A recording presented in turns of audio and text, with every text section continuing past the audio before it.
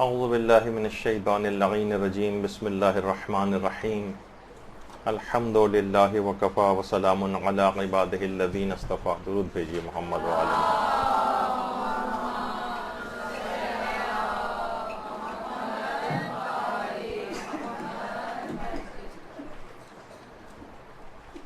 رمضان میں جو روزے رکھے جاتے ہیں اس میں سب سے زیادہ مسائل مریضوں کے حوالے سے، طبی لحاظ سے بہت زیادہ چیزیں پوچھی جاتی ہیں. تو ابتدائی طور پر روزوں سے مربوط وہ مسائل کہ جن کا تعلق طب یا میڈیکل سائنس سے ہے اور مریضوں سے ہے، کون سی بیماریاں ایسی جس میں روزہ چھوڑ سکتے ہیں، بیماری میں روزہ چھوڑنے کا معیار کیا ہے، یہ انشاءاللہ آج کچھ ڈسکس ہوگا. اور جو وقت بچے گا اس میں کچھ مزید مسائل بھی آئیں گے. تو دیکھیے، سب سے پہلی بات تو یہ ہے کہ آج ہم لوگوں نے روزے کو بہت ہی مشکل مسئلہ بنا لیا ہے، جبکہ تاریخ اسلام کا اگر مطالعہ کریں تو لوگوں نے انتہائی سخت ترین حالات میں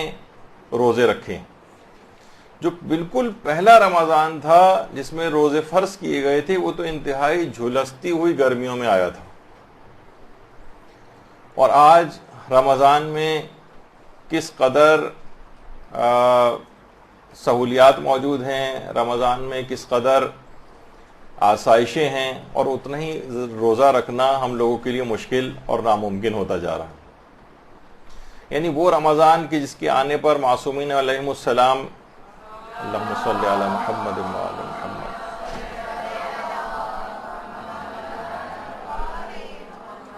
معصومین کے گھرانے میں خوشیوں کی لہر دوڑ جایا کرتی تھی. وہ رمضان جس کو معصومین عید اولیاء قرار دیتے تھے، آج جیسے جیسے رمضان قریب آتا جاتا ہے لوگوں کے دل خوف سے دھڑکنا شروع ہو جاتے ہیں. اور پہلے رمضان کے دن گزرنے ہی سے ایک لحاظ سے کاؤنٹ ڈاؤن سٹارٹ کر دیتے ہیں کہ اچھا اتنے دن رہ گئے، اب رمضان ختم ہونے میں اتنے دن رہ گئے. اور علماء حضرات سے دیکھا گیا ہے کہ مسائل صرف اور صرف اس نیت سے پوچھے جاتے ہیں، کہیں اور بعض اوقات اکثر غلط انفارمیشن بھی دے کے مسائل پوچھے جاتے ہیں کہ کوئی طریقہ ایسا مل جائے کہ روزہ ہم پر سے معاف ہو جائے، کوئی ایسا طریقہ مل جائے جسے روزہ نہ رکھنا پڑے. تو کفاروں کا اور فدیوں کا اس لحاظ سے جو بیک لاگ ہے وہ بڑھتا چلا جاتا ہے. اور پھر لوگ کہتے ہیں کہ نام سے قضا روزے رکھے جا رہے ہیں، نہ مثلاً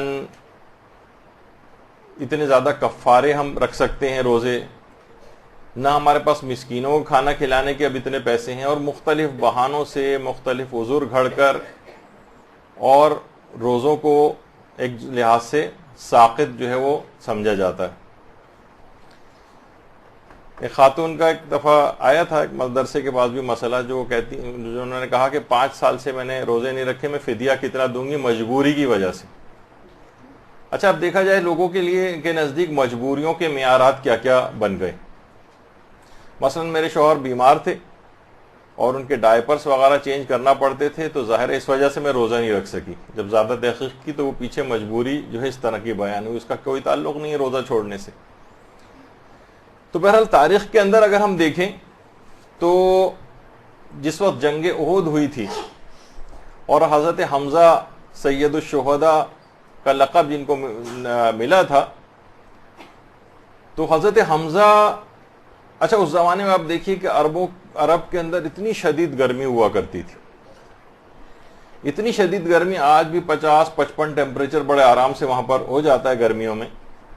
جس وقت حضرت حمزہ شہید ہوئے تھے تو حالت روزہ سے تھے، اتنی شدید گرمی میں بھی. اور اسی طریقے سے حضرت جعفر طیار امیر المومنین کے بھائی، اللہم صلی علی محمد وعلی محمد، میرا خیال آج باقی روزہ لگ رہا ہے کافی افراد کو. اللہم صلی علی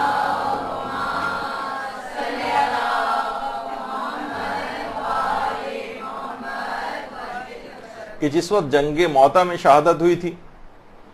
تو جس وقت جنگ شروع ہونے لگی اور ابتدا ہی سے گھوڑے سے نیچے اتر آئے اور پاپ یادہ جنگ حضرت جعفر طیار نے لڑی تھی،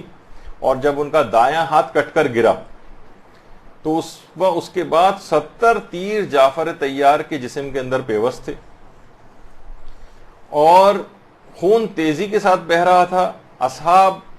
حضرت جعفر طیار کو زخمی حالت میں اٹھا کر جو خیمہ مجروحین تھا، جہاں پہ زخمی افراد کو رکھا جاتا تھا ٹریٹمنٹ وغیرہ کے لیے، وہاں لے کر آئے اور کسی نے ان کو پانی پیش کیا۔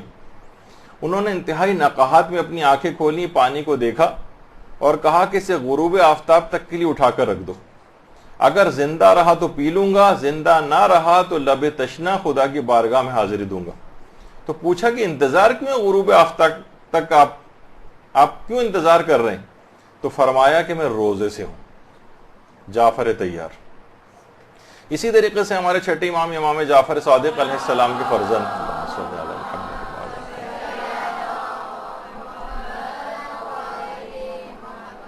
ان کے ایک فرزند تھے محمد ابن جعفر صادق، ان کو سوامین میں قرار دیا جاتا ہے۔ سوامین جو بہت ہی زیادہ روزے رکھنے والے، بہت زیادہ۔ بہار الانوار میں بھی ان کا تذکرہ آیا ہے کہ بہت زیادہ ایک تو شجاع تھے، بہت زیادہ سخی تھے، اور اتنے زیادہ روزے رکھا کرتے تھے، ایک دن روزہ رکھتے تھے، ایک دن افطار کرتے تھے، ایک دن روزہ رکھتے تھے، ایک دن افطار کرتے تھے۔ افطار سے مراد یعنی اگلے دن روزہ نہیں رکھتے تھے۔ تو کثرت سے اس طرح سے روزہ رکھنا کوئی ایسی چیز نہیں رہی ہے، خاندان اہل بیت کے اندر بھی اس کی مثالیں ہیں اور الگ سے بھی اس کی کتنی مثالیں موجود ہیں۔ اور حضرت امیر المومنین علیہ الصلوۃ والسلام کے اپنے دور میں، اللہم صلی علی محمد و علی محمد،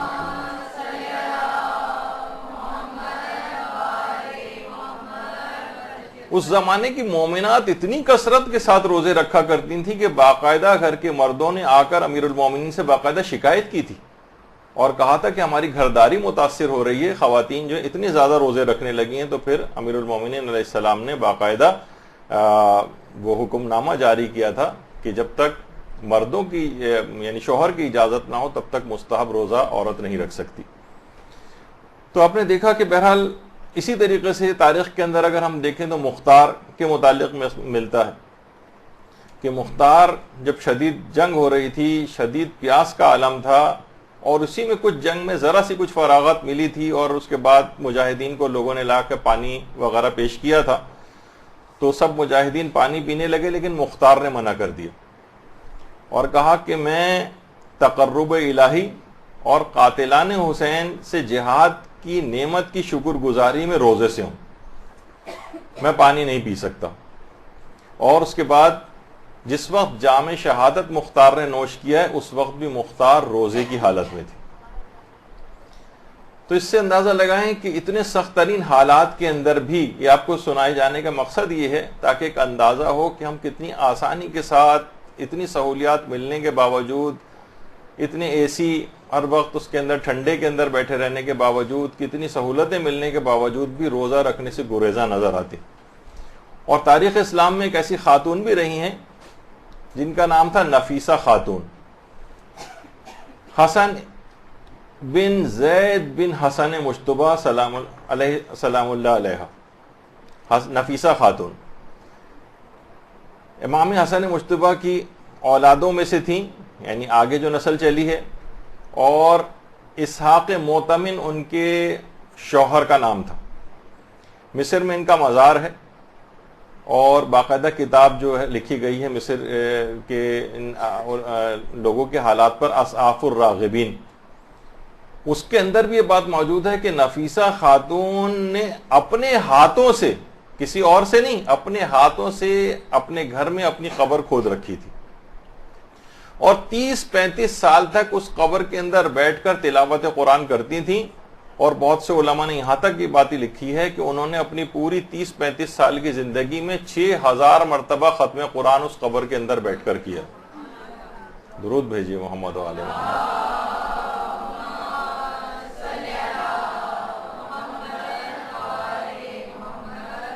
یعنی روزانہ تقریباً 10 سے 15 پارہ کی تلاوت کا جو طریقہ کار تھا ان کا، اس سے ہی 30-35 سال کے عرصے میں 6000 مرتبہ تلاوت قرآن اس قبر کے اندر بیٹھ کر کی. اور رمضان کے لحاظ سے بھی، یعنی یہ ایک تو روزے رکھنے کی بہت عادی تھی، اور ان کا انتقال بھی رمضان میں ہوا تھا. حالت احتضار میں جب کسی نے ان کو پانی پیش کیا تھا تو آپ نے اس وقت آنکھیں کھولی تھی اور کہا تھا کہ 30 سال سے میں یہ دعا مانگ رہی ہوں کہ میرے روزے کی حالت میں انتقال ہو، اور آج جب یہ موقع نصیب ہونے والا ہے مجھے، تو تم مجھے پانی پیش کر رہے ہو. اور اسی تلاوت قرآن کرنے کی اتنی عادی تھی کہ حالت احتضار میں تلاوت قرآن کر رہی تھیں، اور جس وقت سورہ انعام کی یہ والی آیت آئی، لہم دار السلام عند ربہم، اور اللہ کے پاس ان افراد کے لیے دار السلام ہے، یعنی جنت ہے، جس وقت یہ آیت تلاوت کی اسی وقت ان کی روح قفس انصری سے پرواز کر گئی تھی. تو اس سے آپ اندازہ لگائیں. اللہم صلی علی محمد و علی محمد.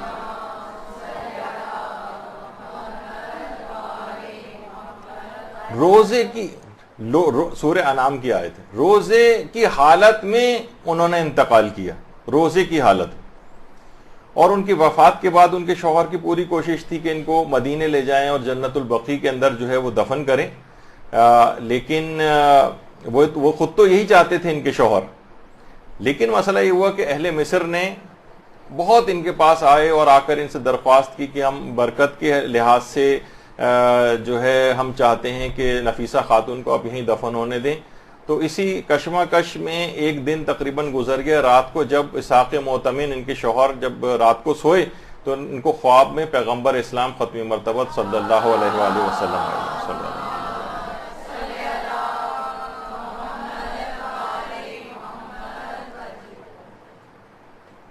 منتخب التواریخ میں ملا ہاشم خراسانی نے یہ بات لکھی ہے کہ پیغمبر جو ہیں وہ خواب میں آئے اور کہا کہ، اور آ کے ان سے کہا کہ اے اسحاق، اہل مصر سے اس بارے میں جھگڑا نہ کرو، ان کی برکت سے اللہ ان لوگوں پر رحمت خدا نازل کرے گا، یعنی نفیسہ کو یہیں مصر کے اندر دفن کر دو. اور بہرحال پھر اس کے بعد مصر ہی میں نفیسہ خاتون کو جو دفن کر دیا گیا. اور محدث قمی نے بھی لکھا ہے، اور باقاعدہ ام البنین کے نام سے سید حسن شیرازی نے جو کتاب لکھی ہے، تو اس کے اندر بھی ایک اہل علم نے خواب میں ان کی تدفین کے بعد پیغمبر اسلام کو دیکھا تھا، جس میں پیغمبر نے ان سے فرمایا تھا کہ اے محمد، اگر تمہارے پاس خدا کے حضور کوئی تم حاجت طلب کرنا چاہو تو نفیسہ طاہرہ کے لیے خواہ ایک درہمی کی نظر کیوں نہ ہو، خدا سے اس کے ذریعے تم حاجت طلب کرو تو خدا تمہاری حاجت کو پورا کرے گا. نفیسہ خاتون. تو ان کا مزار آج بھی مرج خلائق ہے مصر میں، اور باقاعدہ ان کی روزہ رکھنے کے حوالے سے اور تلاوت قرآن کرنے کے لحاظ سے ان کی شہرت بہت زیادہ ہے نفیسہ خاتون کی. اور صرف یہی نہیں، کتنے ائمہ کے اصحاب تھے. ایک روزہ کرام کہلاتا ہے. کرام ایک صحابی تھے، باقاعدہ کلینی نے بھی روایت کی ہے کہ انہوں نے قسم کھائی تھی کہ جب تک حضرت حجت کا ظہور نہیں ہو جاتا تب تک میں روزے سے رہوں گا. اب چھٹے امام کے پاس یہ والا کیس لے جائے گا اور کہا کہ ایک شخص نے اس طریقے سے قسم کھائی ہے، وہ اپنی قسم کو کیسے پورا کرے. تو امام نے پھر اس کا ایک طریقہ بتایا، کہا کہ یہ سارا سال روزے سے رہے گا، صرف عید فطر اور عید قربان کے روز یہ روزہ نہیں رکھے گا، اور اس کے علاوہ جو 3 دن ایام تشریق کے ذی الحج کے اندر ہوتے ہیں اس کے اندر روزہ نہیں رکھے گا. اور مسافرت اور بیماری وغیرہ میں کے لحاظ سے اختلاف روایت کچھ موجود ہے کہ اس میں ان دنوں کے اندر روزہ نہ رکھے، باقی پورے سال روزے سے رہے. یعنی باقاعدہ اس نے نظر کی تھی کہ جب تک امام زمانہ کا ظہور نہ ہو جائے تب تک میں روزے سے رہوں. اس شخص ساری زندگی روزے سے رہا سوائے ان 4-5 دنوں کے جو کہ روایت میں تذکرہ ہوں. اچھا، اسی طرح سے آیت اللہ حسین بروجردی، آیت اللہ حسین بروجردی نے ایک بار نظر کی تھی کہ میں کسی سے بھی غصے اور تندی کے ساتھ بات نہیں کروں گا. غصہ اور تندی، یہ قبر کے اندر بھی اس کی ایک برزخی شکل بنتی. بہت سی روایات ہیں علماء کی، حکایات کے اندر بھی ملتا ہے کہ عذاب کا بھی سبب بنتی ہیں چیزیں. تو آیت اللہ حسین بروجردی نے باقاعدہ نظر کی تھی کہ اگر میں کسی سے غصے وغیرہ سے پیش آیا تو میں 1 سال تک مسلسل روزے رکھوں گا. اور اس کے بعد ایک مرتبہ ایسا موقع آ گیا کہ جب اپنے ایک شاگرد کے اوپر انہوں نے کچھ غصہ کیا تو آیت اللہ بروجردی نے پورے 1 سال تک مسلسل روزے سے رہے. اور اتنی بزرگی اور بڑھاپے کے عالم میں بھی آیت اللہ بروجردی مسلسل اپنی نظر کو پورا کرنے کے لیے روزے سے رہے. تو یہ روزہ رکھنا کوئی ایسی چیز نہیں جس کے لیے بہت زیادہ پریشان ہونا پڑے, سوگ منانا پڑے کہ بس کیا ہو گیا ہے کہ رمضان آ گیا ہے. کتنی تاریخ کے اندر مثالیں اس طرح کی ملتی. شہید مطہری اپنے والد کے متعلق فرماتے ہیں کہ میرے والد اور میری والدہ, یہ جو برابر میں کھڑے ہوئے ہیں شہید مطہری کے والد, اتنے روزے رکھتے تھے کہ خاص طور پر یہ جو 3 میں نے اپنی پوری زندگی میں فرماتے ہیں کبھی نہیں دیکھا کہ میرے والد اور والدہ نے کبھی بھی رمضان کو رجب اور شعبان کے روزوں سے ملائے بغیر کبھی رکھا ہو. یعنی مسلسل 3 مہینے تک تو اس طرح سے روزے رکھتے تھے اور اس کے علاوہ سال بھر بھی روزے سے رہتے تھے. ان کے والد کی تو بہت زیادہ, شہید مطہری کے والد ہیں کی عبادت اتنی بزرگی, کمر جھکی ہوئی ہے اور اس کے باوجود بھی اتنی زیادہ عبادت اور روزے رکھنے کے حوالے سے ان کی شہرت بہت زیادہ. خود شہید مطہری نے اپنے والد اور والدہ دونوں کا تذکرہ کیا. اسی طریقے سے آیت اللہ ابو الحسن اصفہانی 80 سال 90 سال کی عمر تھی, لیکن اس میں بھی عمل داؤد اکثر کیا کرتے تھے جس میں 3 روزے اور اس کے بعد کتنا سخت عمل. اور اسی طریقے سے اتنی سہولیات کے باوجود دیکھیے کہ آیت اللہ ابو الحسن اصفہانی اور کتنی علماء کے وغیرہ کی مثالیں آپ کے سامنے ہیں. ہم اتنی سہولیات ملنے کے باوجود, اتنی سب چیزیں اور آسائشیں ملنے کے باوجود ہم روزہ رکھنے سے گریزاں. تو یہ سب باتیں آپ کو ہمت بڑھانے کے لیے وہ کی جا رہی ہیں کہ بہرحال روزہ رکھنے سے انسان کو صحت بھی ملتی ہے, بیماریاں بھی اس سے دور ہوتی ہیں. تو جب تک کوئی صحیح ایسا بڑا نقصان نہ ہو تب تک روزہ رکھنے سے روگردانی نہیں کرنی چاہیے, اور کوئی ایسا جھوٹا سچی چیز بتا کر اپنے لیے ایسا فتویٰ کا انتظام نہیں کرنا چاہیے کہ جس سے روزہ جو ہے سوچیں کہ ہمارا معاف ہو جائے کسی بھی طرح سے. اور یہی وجہ ہے کہ امام خمینی چیز بہت ارشاد فرماتے تھے کہ دیکھیے دشمن کہتے تھے اگر ہمارا اقتصادی محاصرہ کرنا چاہتا ہے تو ہم رمضان کے فرزند ہیں, اور امام علی ہمارے روحانی پیشوا ہیں, اور اگر ہمارا دشمن فوجی محاصرہ کرنا چاہے تو ہم محرم کے فرزند ہیں اور امام حسین ہمارے رہبر. تو اس لحاظ سے درود بھیجیے محمد والے محمد.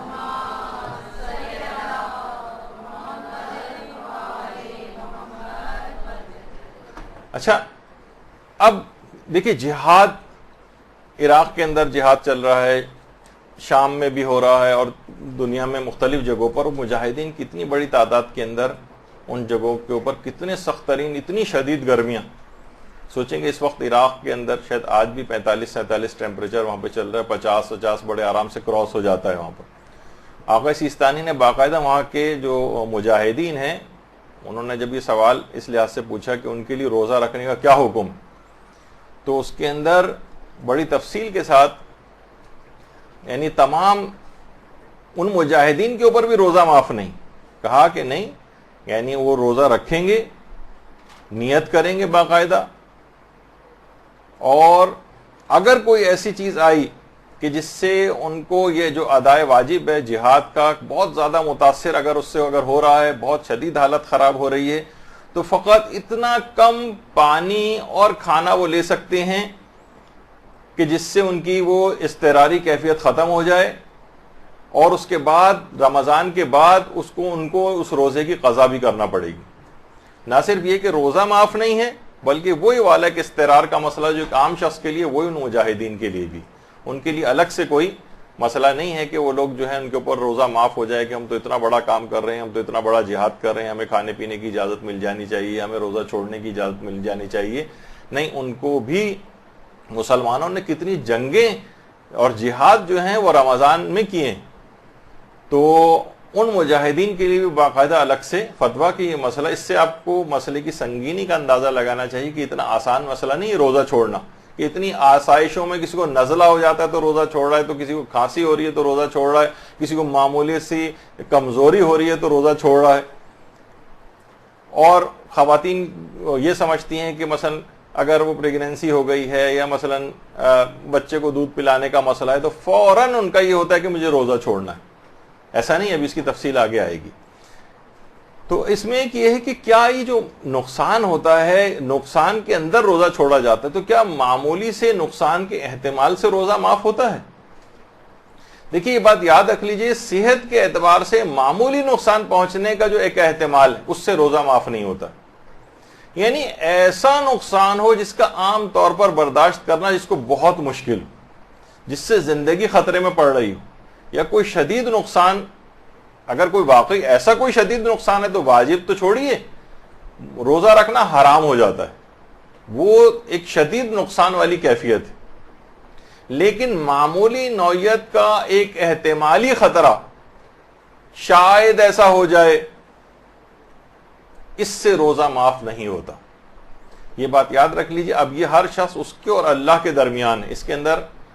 کوئی مجتہد بھی بیچ میں نہیں پڑتا ہے, کوئی عالم بیچ میں نہیں پڑتا ہے, آپ کے اور اللہ کے درمیان معاملہ ہے. وہ اللہ کے جس کو کوئی دھوکہ نہیں دے سکتا. آپ کو خود دیکھنا پڑے گا کہ واقعی چاہے ڈاکٹر منع کیوں نہ کر رہے ہیں,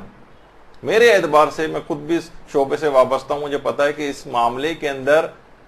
ہو سکتا ہے بہت سے ڈاکٹروں کو بات بری لگے, سب سے زیادہ ناقابل اعتبار شخصیت جو ہے وہ ڈاکٹر کی ہے, سوائے ہو سکتا ہے چند ایک مستثنیات ہوں جو ان باتوں کو سمجھتے ہوں, ورنہ سارے ڈاکٹروں کا تقریباً میں نے 99% کو یہ دیکھا ہے کہ معمولی نقصان پر بھی وہ روزہ چھوڑنے کی تاکید کرتے ہیں. جب اس شریعت نے بھی اس بات کا اہتمام کیا کہ ڈاکٹر اگر کہہ بھی دے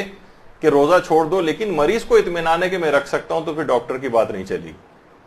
اور ڈاکٹر اگر کہہ بھی رہا ہو کہ روزہ تم رکھ سکتے ہو, لیکن مریض کی خود اندرونی کیفیت یہ ہے کہ وہ جج کر رہا ہے کہ نہیں میں نہیں رکھ پاؤں گا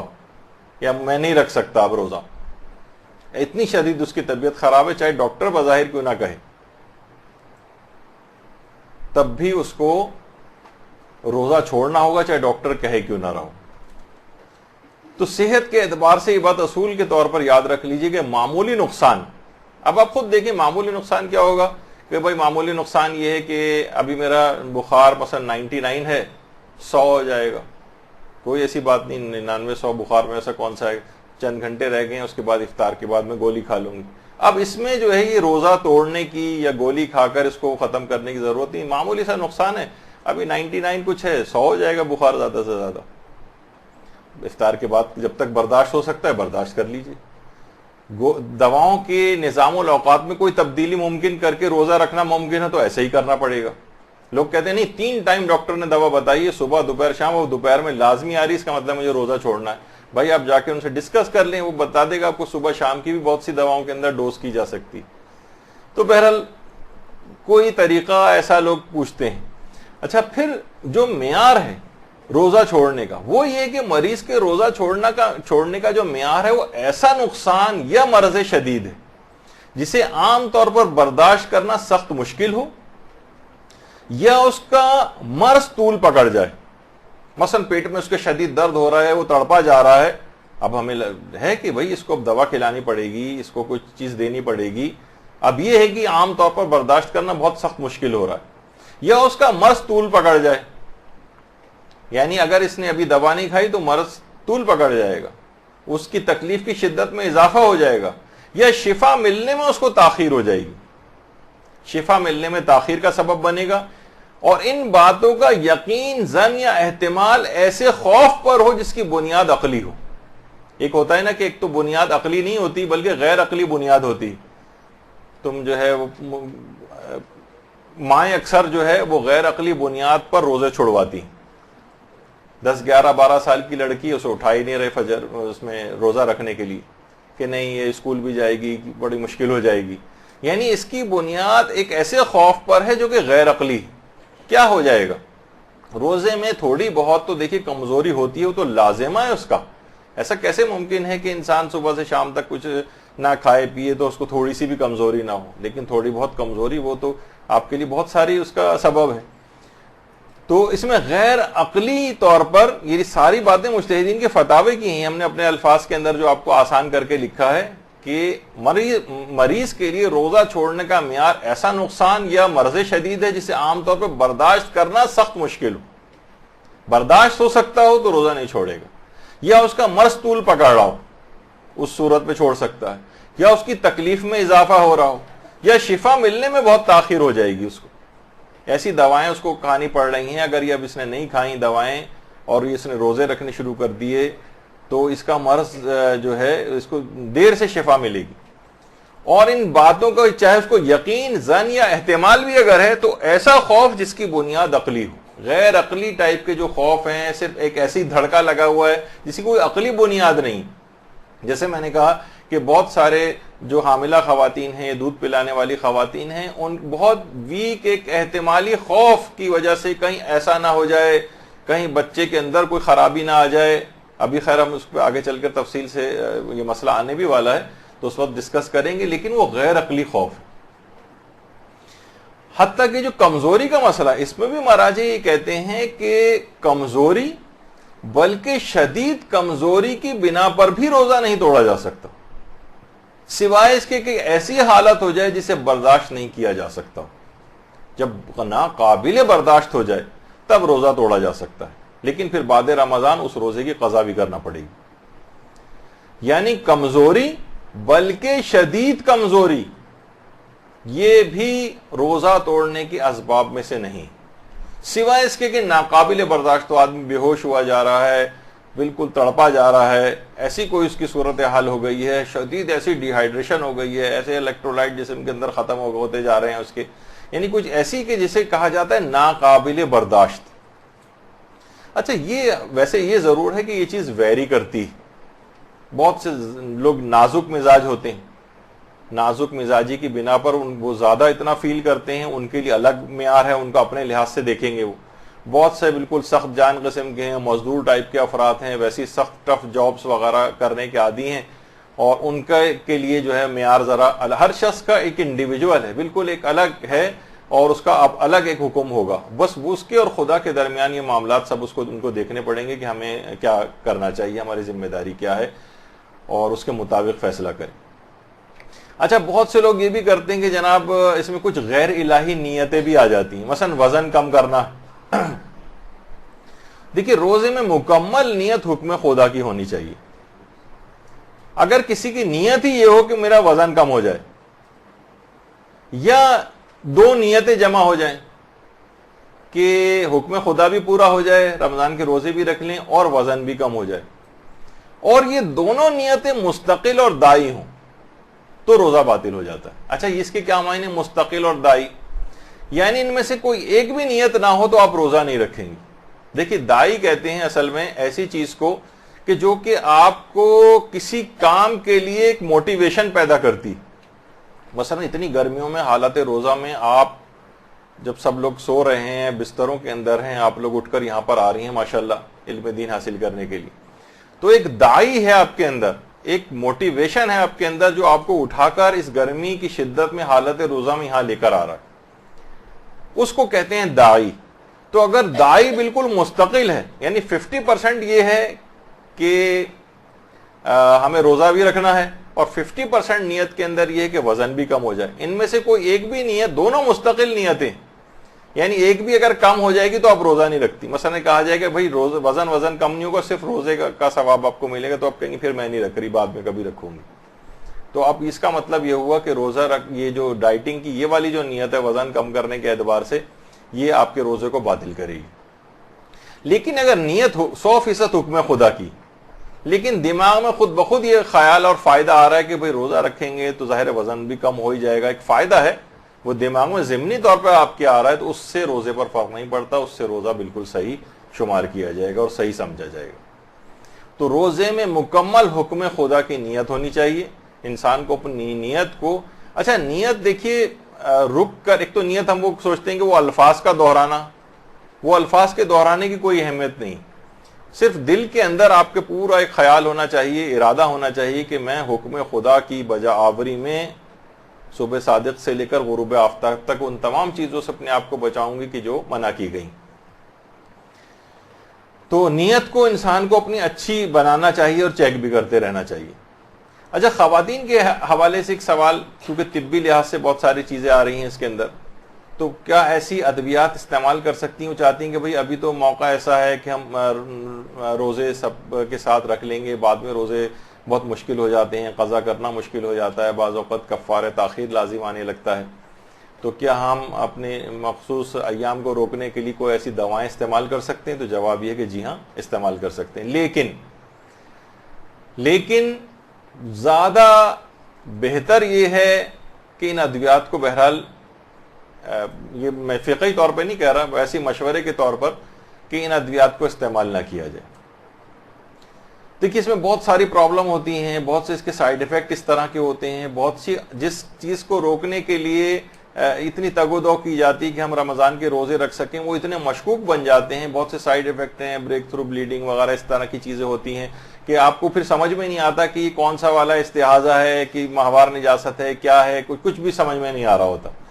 اور بہت ساری خواتین جو بیچاری جو حج پہ جاتی ہیں، عمرے پہ جاتی ہیں، وہاں ان ادویات کو استعمال کرتی ہیں تو اکثر بہت زیادہ کمپلیکیشن اور چیزیں، اور ان کے لیے اتنا مشکل مسئلہ بن جاتا ہے وہاں پر اس کی شناخت کرنا کہ سمجھ میں نہیں آتا کہ اب ہماری ذمہ داری کیا ہے۔ تو اگرچہ شریعت نے ہر جگہ فقہی حکم آپ کو یہی ملے گا کہ اگر کوئی ہیلتھ ہیزرڈ اس کے نہیں ہو رہا ہے تو اس کو استعمال کرنے کی اجازت ہے، اور پھر اللہ نے ایک سائیکل بنایا ہے، ایک چیز بنائی ہے، اس میں آپ پر روزہ معاف کر رہا ہے، تو آپ کو اس کا ایک نظام ہے، ایک اس کا ایک فطری نظام اس نے قائم کیا، تو اسے آپ بائی پاس کیوں کرنا چاہتی ہیں؟ دیکھیے بہت ساری چیزیں ایسی ہیں کہ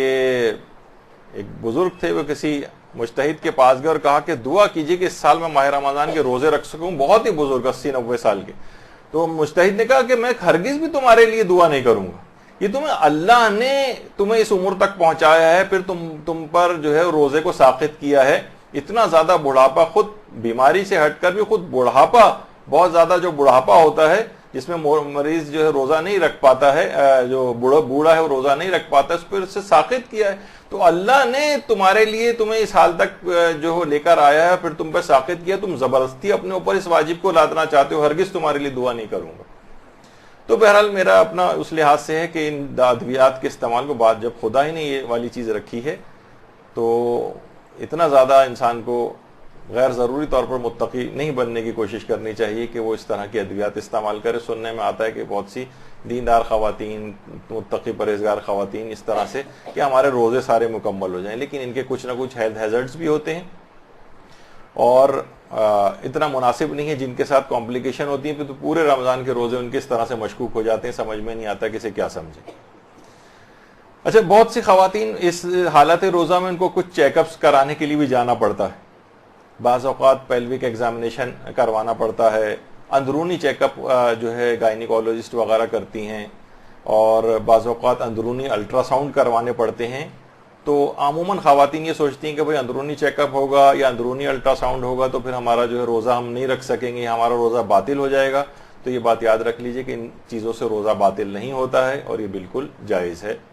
اور ان کو روزہ رکھنا پڑے گا ان تمام چیک اپس کے باوجود، ان تمام ٹیسٹ اور الٹرا ساؤنڈ کے باوجود ان پہ روزے پہ کوئی فرق نہیں پڑے گا۔ اکثر خواتین کے ساتھ یہ مسئلہ ہوتا ہے کہ وہ روزے چھوڑ دیتی ہیں، اس طرح کے کوئی چیک اپس وغیرہ انہیں کروانے پڑے یا الٹرا ساؤنڈ کروانا پڑے اندرونی، تو پھر وہ یہ مبتل روزہ نہیں۔ اچھا، حاملہ خواتین کے حوالے سے ایک مسئلہ بہت زیادہ چیز پیش آتی ہے۔ تو دیکھیے پہلا والا اصول، ابھی آگے کچھ نہ پڑھیں، آپ صرف پہلی لائن اس کے اندر پڑھیں کہ اگر روزہ رکھنا اس کے اور اس کے بچے کے لیے نقصان کا باعث نہیں ہے تو روزہ رکھنا واجب ہے، یہ پہلا اصول۔ اس میں کسی احتمالی ویک سا جو ایک احتمال ہوتا ہے کہ کہیں کوئی نقصان نہ ہو جائے، یہ اس کو اسلام نے اس کو بالکل قابل اعتنا نہیں۔ وہ آپ نے سن لیا کہ ایسا کہ عقلاء کے نزدیک یہ بات ہو کہ نہیں بہت شدید نقصان اس سے ہوگا۔ تو مثلا اگر جو حاملہ عورت ہے اگر وہ اپنے غذا کا اچھا خیال کر لے، بھائی دیکھیے عام طور پر کتنی پانی کی اس کے اندر کم، عام طور پر خواتین کو دیکھنے میں آتا ہے کہ صبح، اب تو لائف سٹائل ہی ہو گیا کہ رات کو پوری رات جاگتے ہیں، صبح سوتی ہیں اور اس کے بعد 3-4 بجے تک سو کر اٹھ رہے ہیں، تو اس کے بعد 2-3-4 جو ہے صرف گھنٹے صرف گزارنا، ایسا کون سی اس میں قباحت لازم آ رہی ہے کہ اتنا نقصان ہوا چلا جا رہا ہے کہ جس سے روزہ چھوڑا جائے؟ غذا کا انسان اپنا خیال کر لے، سحر و افطار کے درمیان پانی کی اتنی مقدار اپنے اندر اسٹور کر لے جس طریقے سے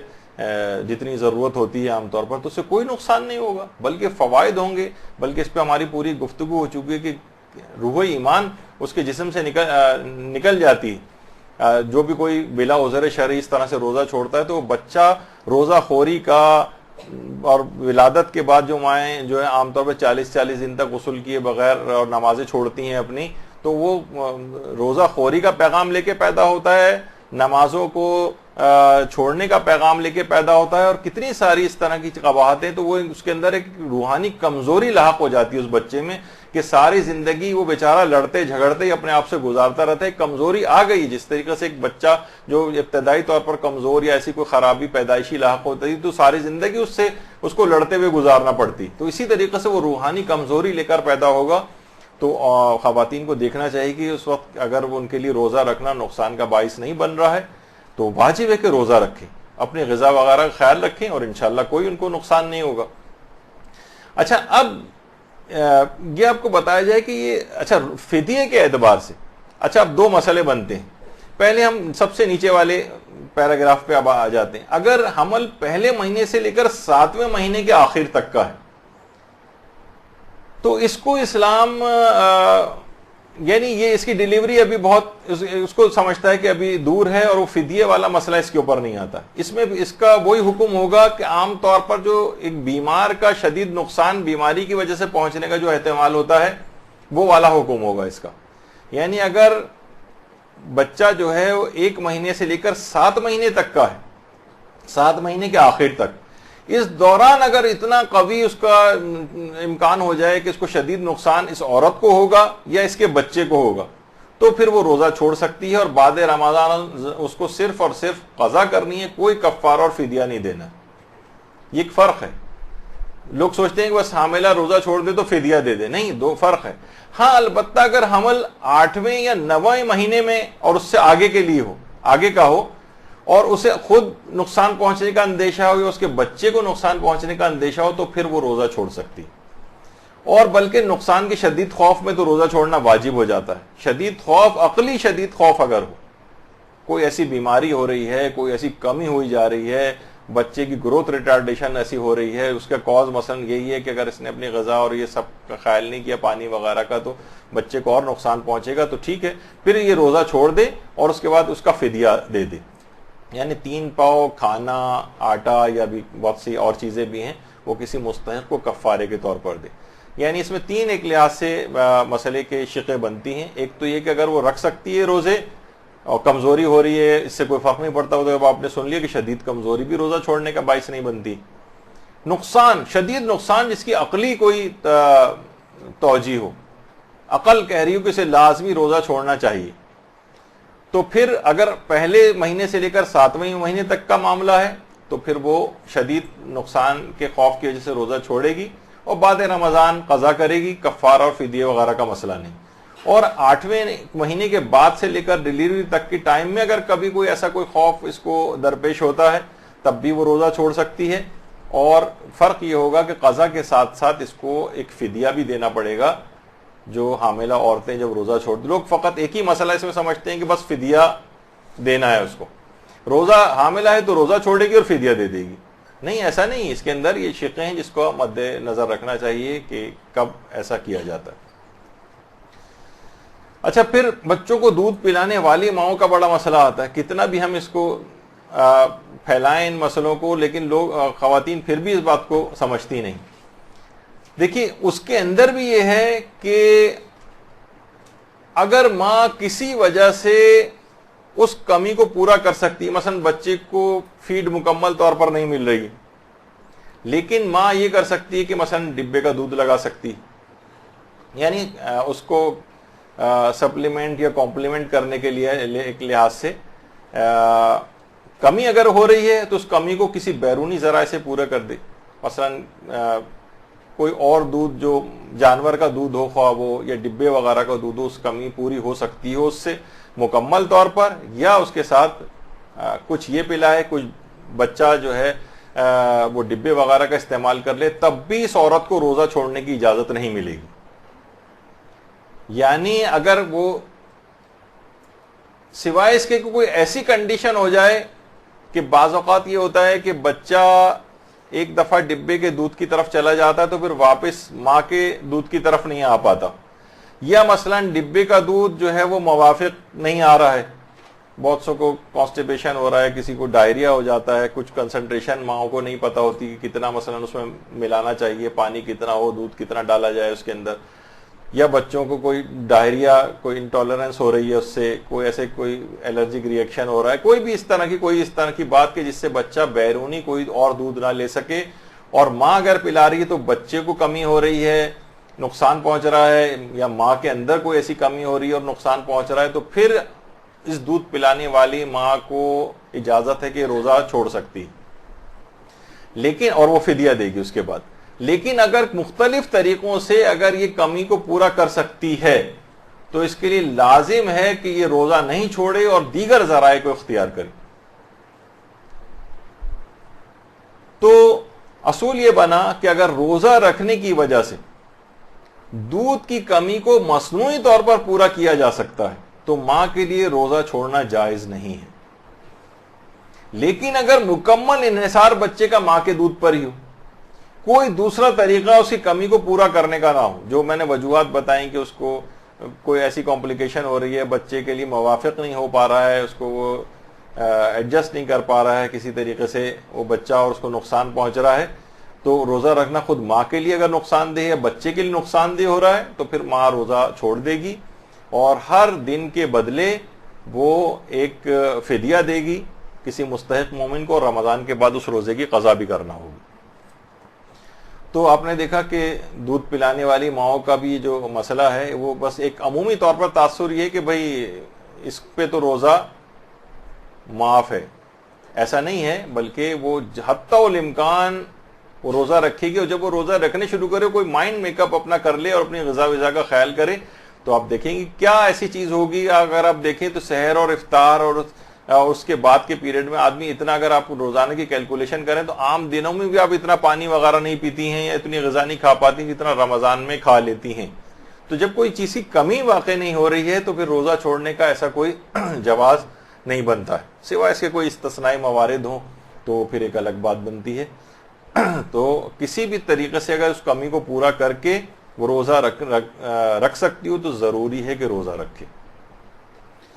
اچھا، یہ فدیہ کب دیں یا عورتیں حاملہ یا دودھ پلانے والی؟ جب یہ واقعی ایسی صورتحال ہو جائے جو ہم نے ڈسکس کی کہ اس کو اب فدیہ دینا ہے، تو کیا وہ یہ کر سکتی ہے کہ بھئی مجھے تو پورے مہینے یہ کیفیت رہے گی، آگے کے دنوں میں یہ کیفیت رہے گی تو میں ابھی سے یہ فدیہ نکال دوں؟ نہیں، وہ یہ نہیں کر سکتی. جو دن آگے بڑھتے جائیں اور وہ روزہ اس سے چھوٹتا جائے، وہ دن گزرنے کے بعد اس کا فدیہ دے، ایڈوانس میں نہیں دے سکتی. یعنی حاملہ ہو یا دودھ پلانے والی عورتیں وہ پورے مہینے کا ایڈوانس میں، جتنے بھی دن وہ نہیں رکھ پا رہی ہے اس کا ایڈوانس میں دے کہ نہیں اب تو مشکل ہے کہ میں ایک ہفتے تک مثلا روزہ رکھ سکوں، جو میری صورتحال ہے،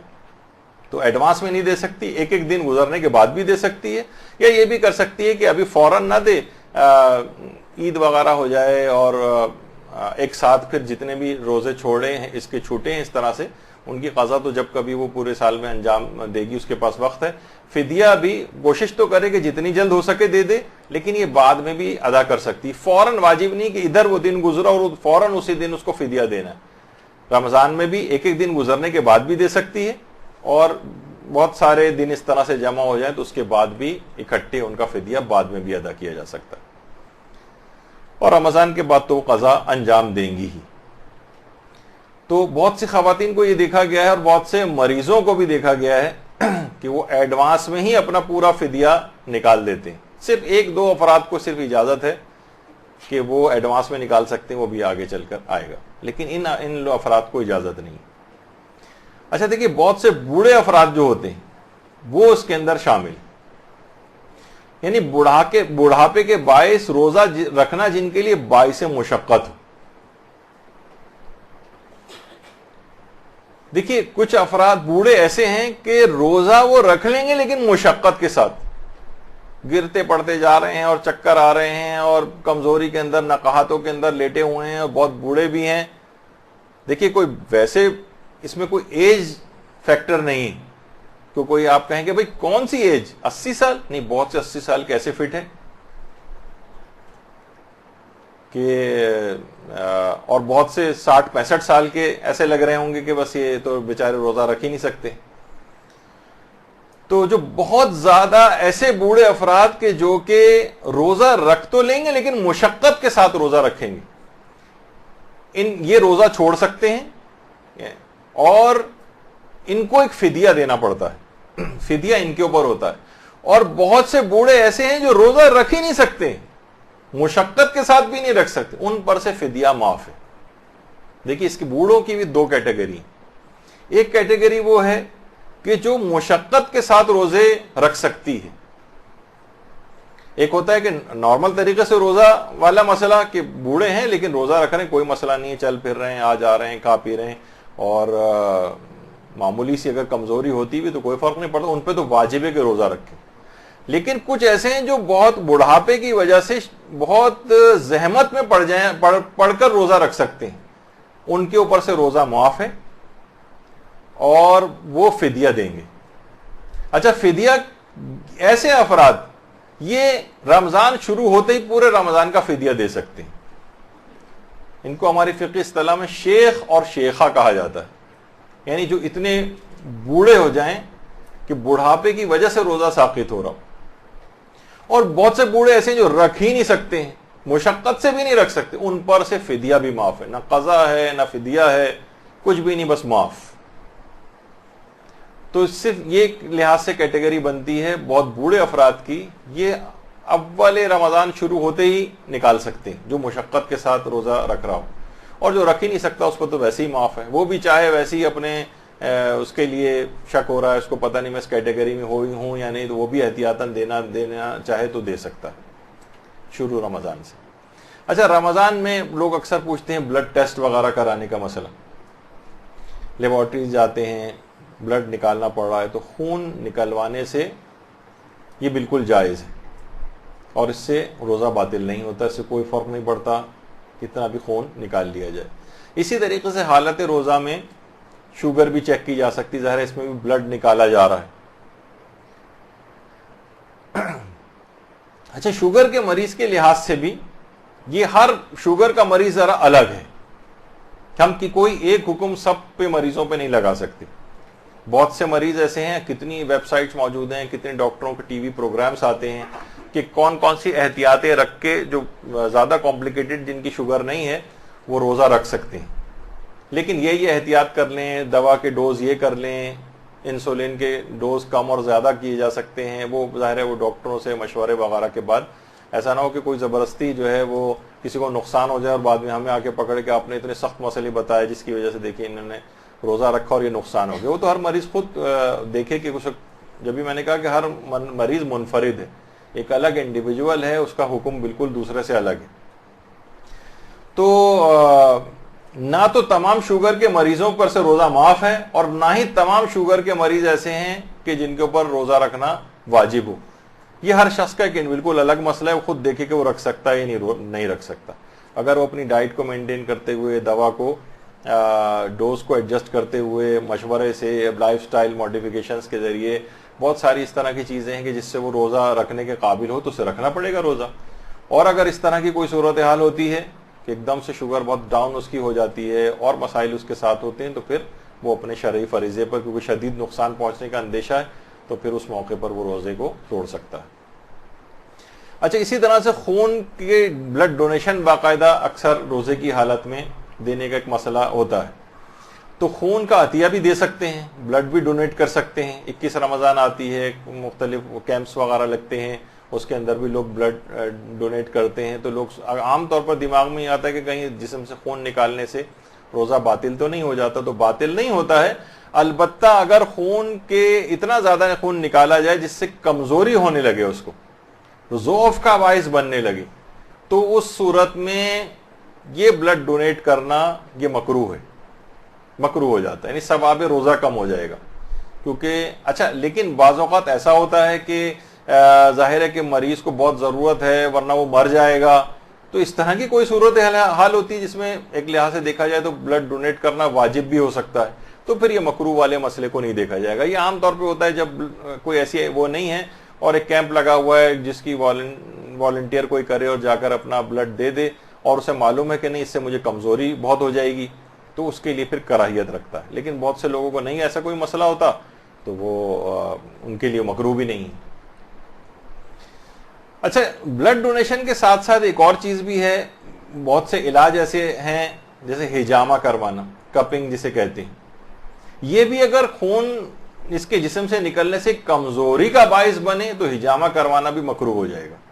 بلڈ ڈونیشن کا تو آپ نے سن لیا, یعنی ہر وہ طریقہ. لیکن عام طور پہ خون کے جو ٹیسٹ کروائے جاتے ہیں اس میں اتنا کم بلڈ لیا جاتا ہے کہ اس سے کوئی کمزوری وغیرہ نہیں ہوتی. البتہ بہت سے ایسے وہمی ٹائپ کے بھی ہوتے ہیں کہ ذرا سا 5 cc بلڈ نکال لیا جائے تو کہتے ہیں پتہ نہیں کتنا نکال لیا اور بے ہوش ہونے لگتے ہیں اسی وقت. تو وہ اس طرح کے وسواسی افراد کی بات نہیں ہو رہی, لیکن عام طور پر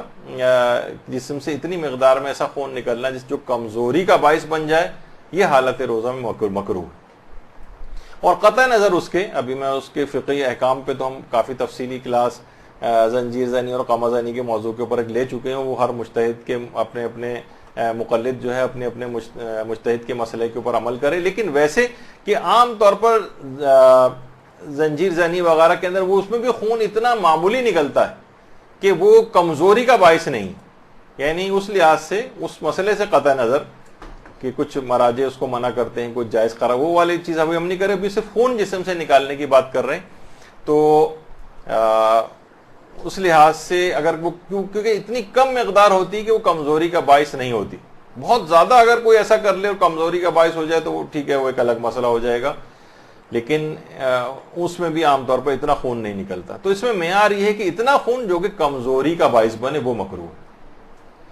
اچھا, بہت سارے ٹیسٹ ایسے ہیں جو ڈاکٹر حضرات عام طور پر لکھتے ہیں, جیسے معدے کی انڈوسکوپی وغیرہ کرانی. تو اس میں ظاہر ایک ٹیوب ہوتی ہے اور ایک کیمرہ جو ہے وہ منہ کے ذریعے اندر جو ہے وہ ڈالا جاتا ہے. تو اس سے روزہ تو نہیں ٹوٹتا ہے, البتہ اگر ٹیوب کو اندر داخل کرنے کے لیے اس پہ کوئی ایسی رطوبت لگائی گئی,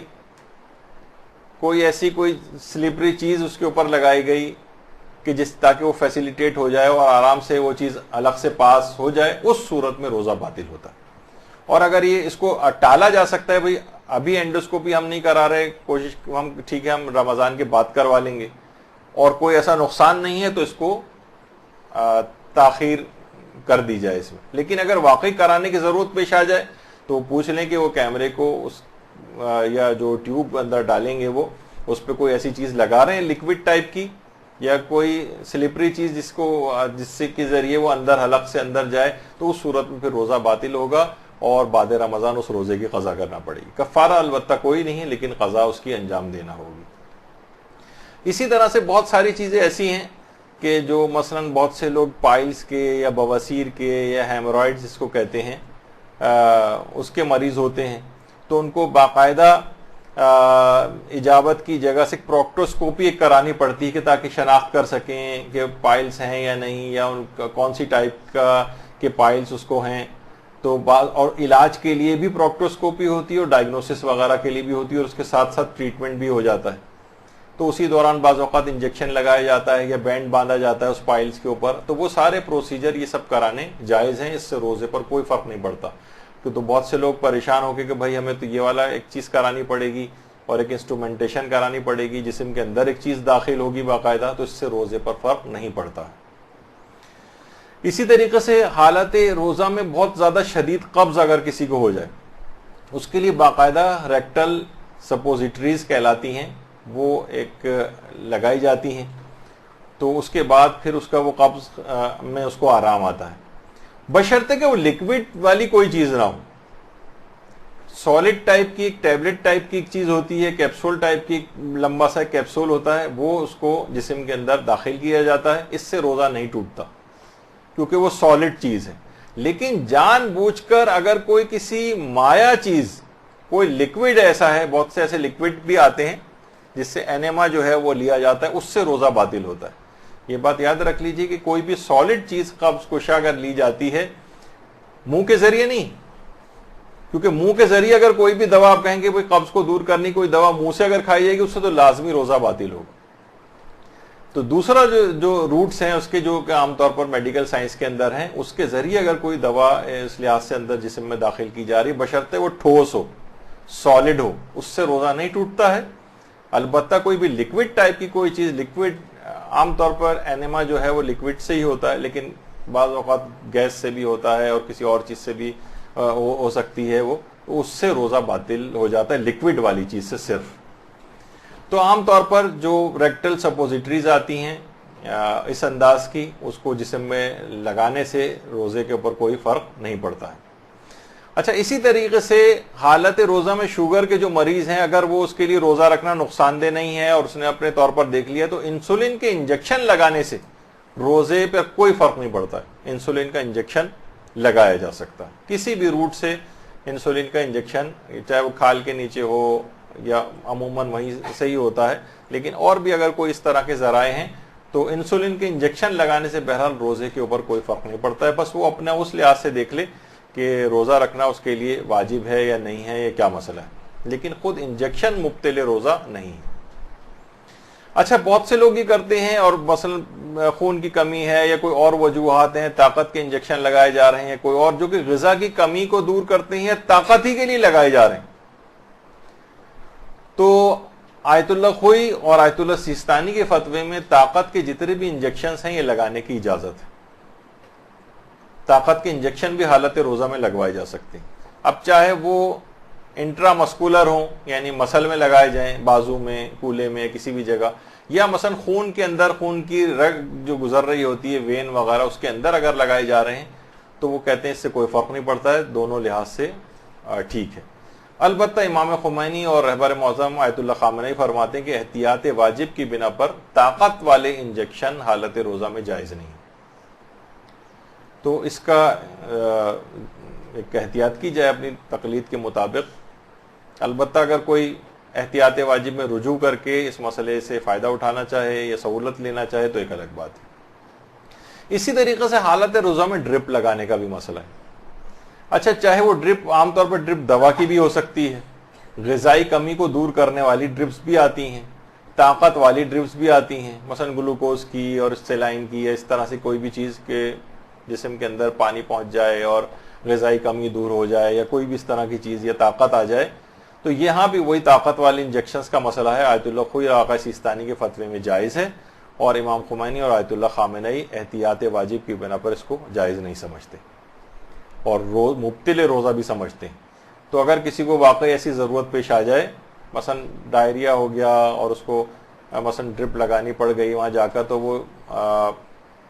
ड्रिप से आमतौर पर वो पानी की कमी भी पूरी हो जाएगी, और वो सोच रहा है कि अगर ये मुझे ड्रिप लग जाए तो मैं आराम से अपने रोज़े को भी पूरा कर लूँगा, तो इसमें कोई हरज नहीं आगा सिस्तानी और आगा खोई के फतवे में। और ये भी जो दीगर मराजे के मुक़ल्लिदीन, ये भी अगर अब एहतियात वाजिब में अगर उनके बाद दूसरा बड़ा मुज्तहिद इजाज़त दे रहा हो तो वहाँ रुजू करके ड्रिप भी लगवा सकते हैं।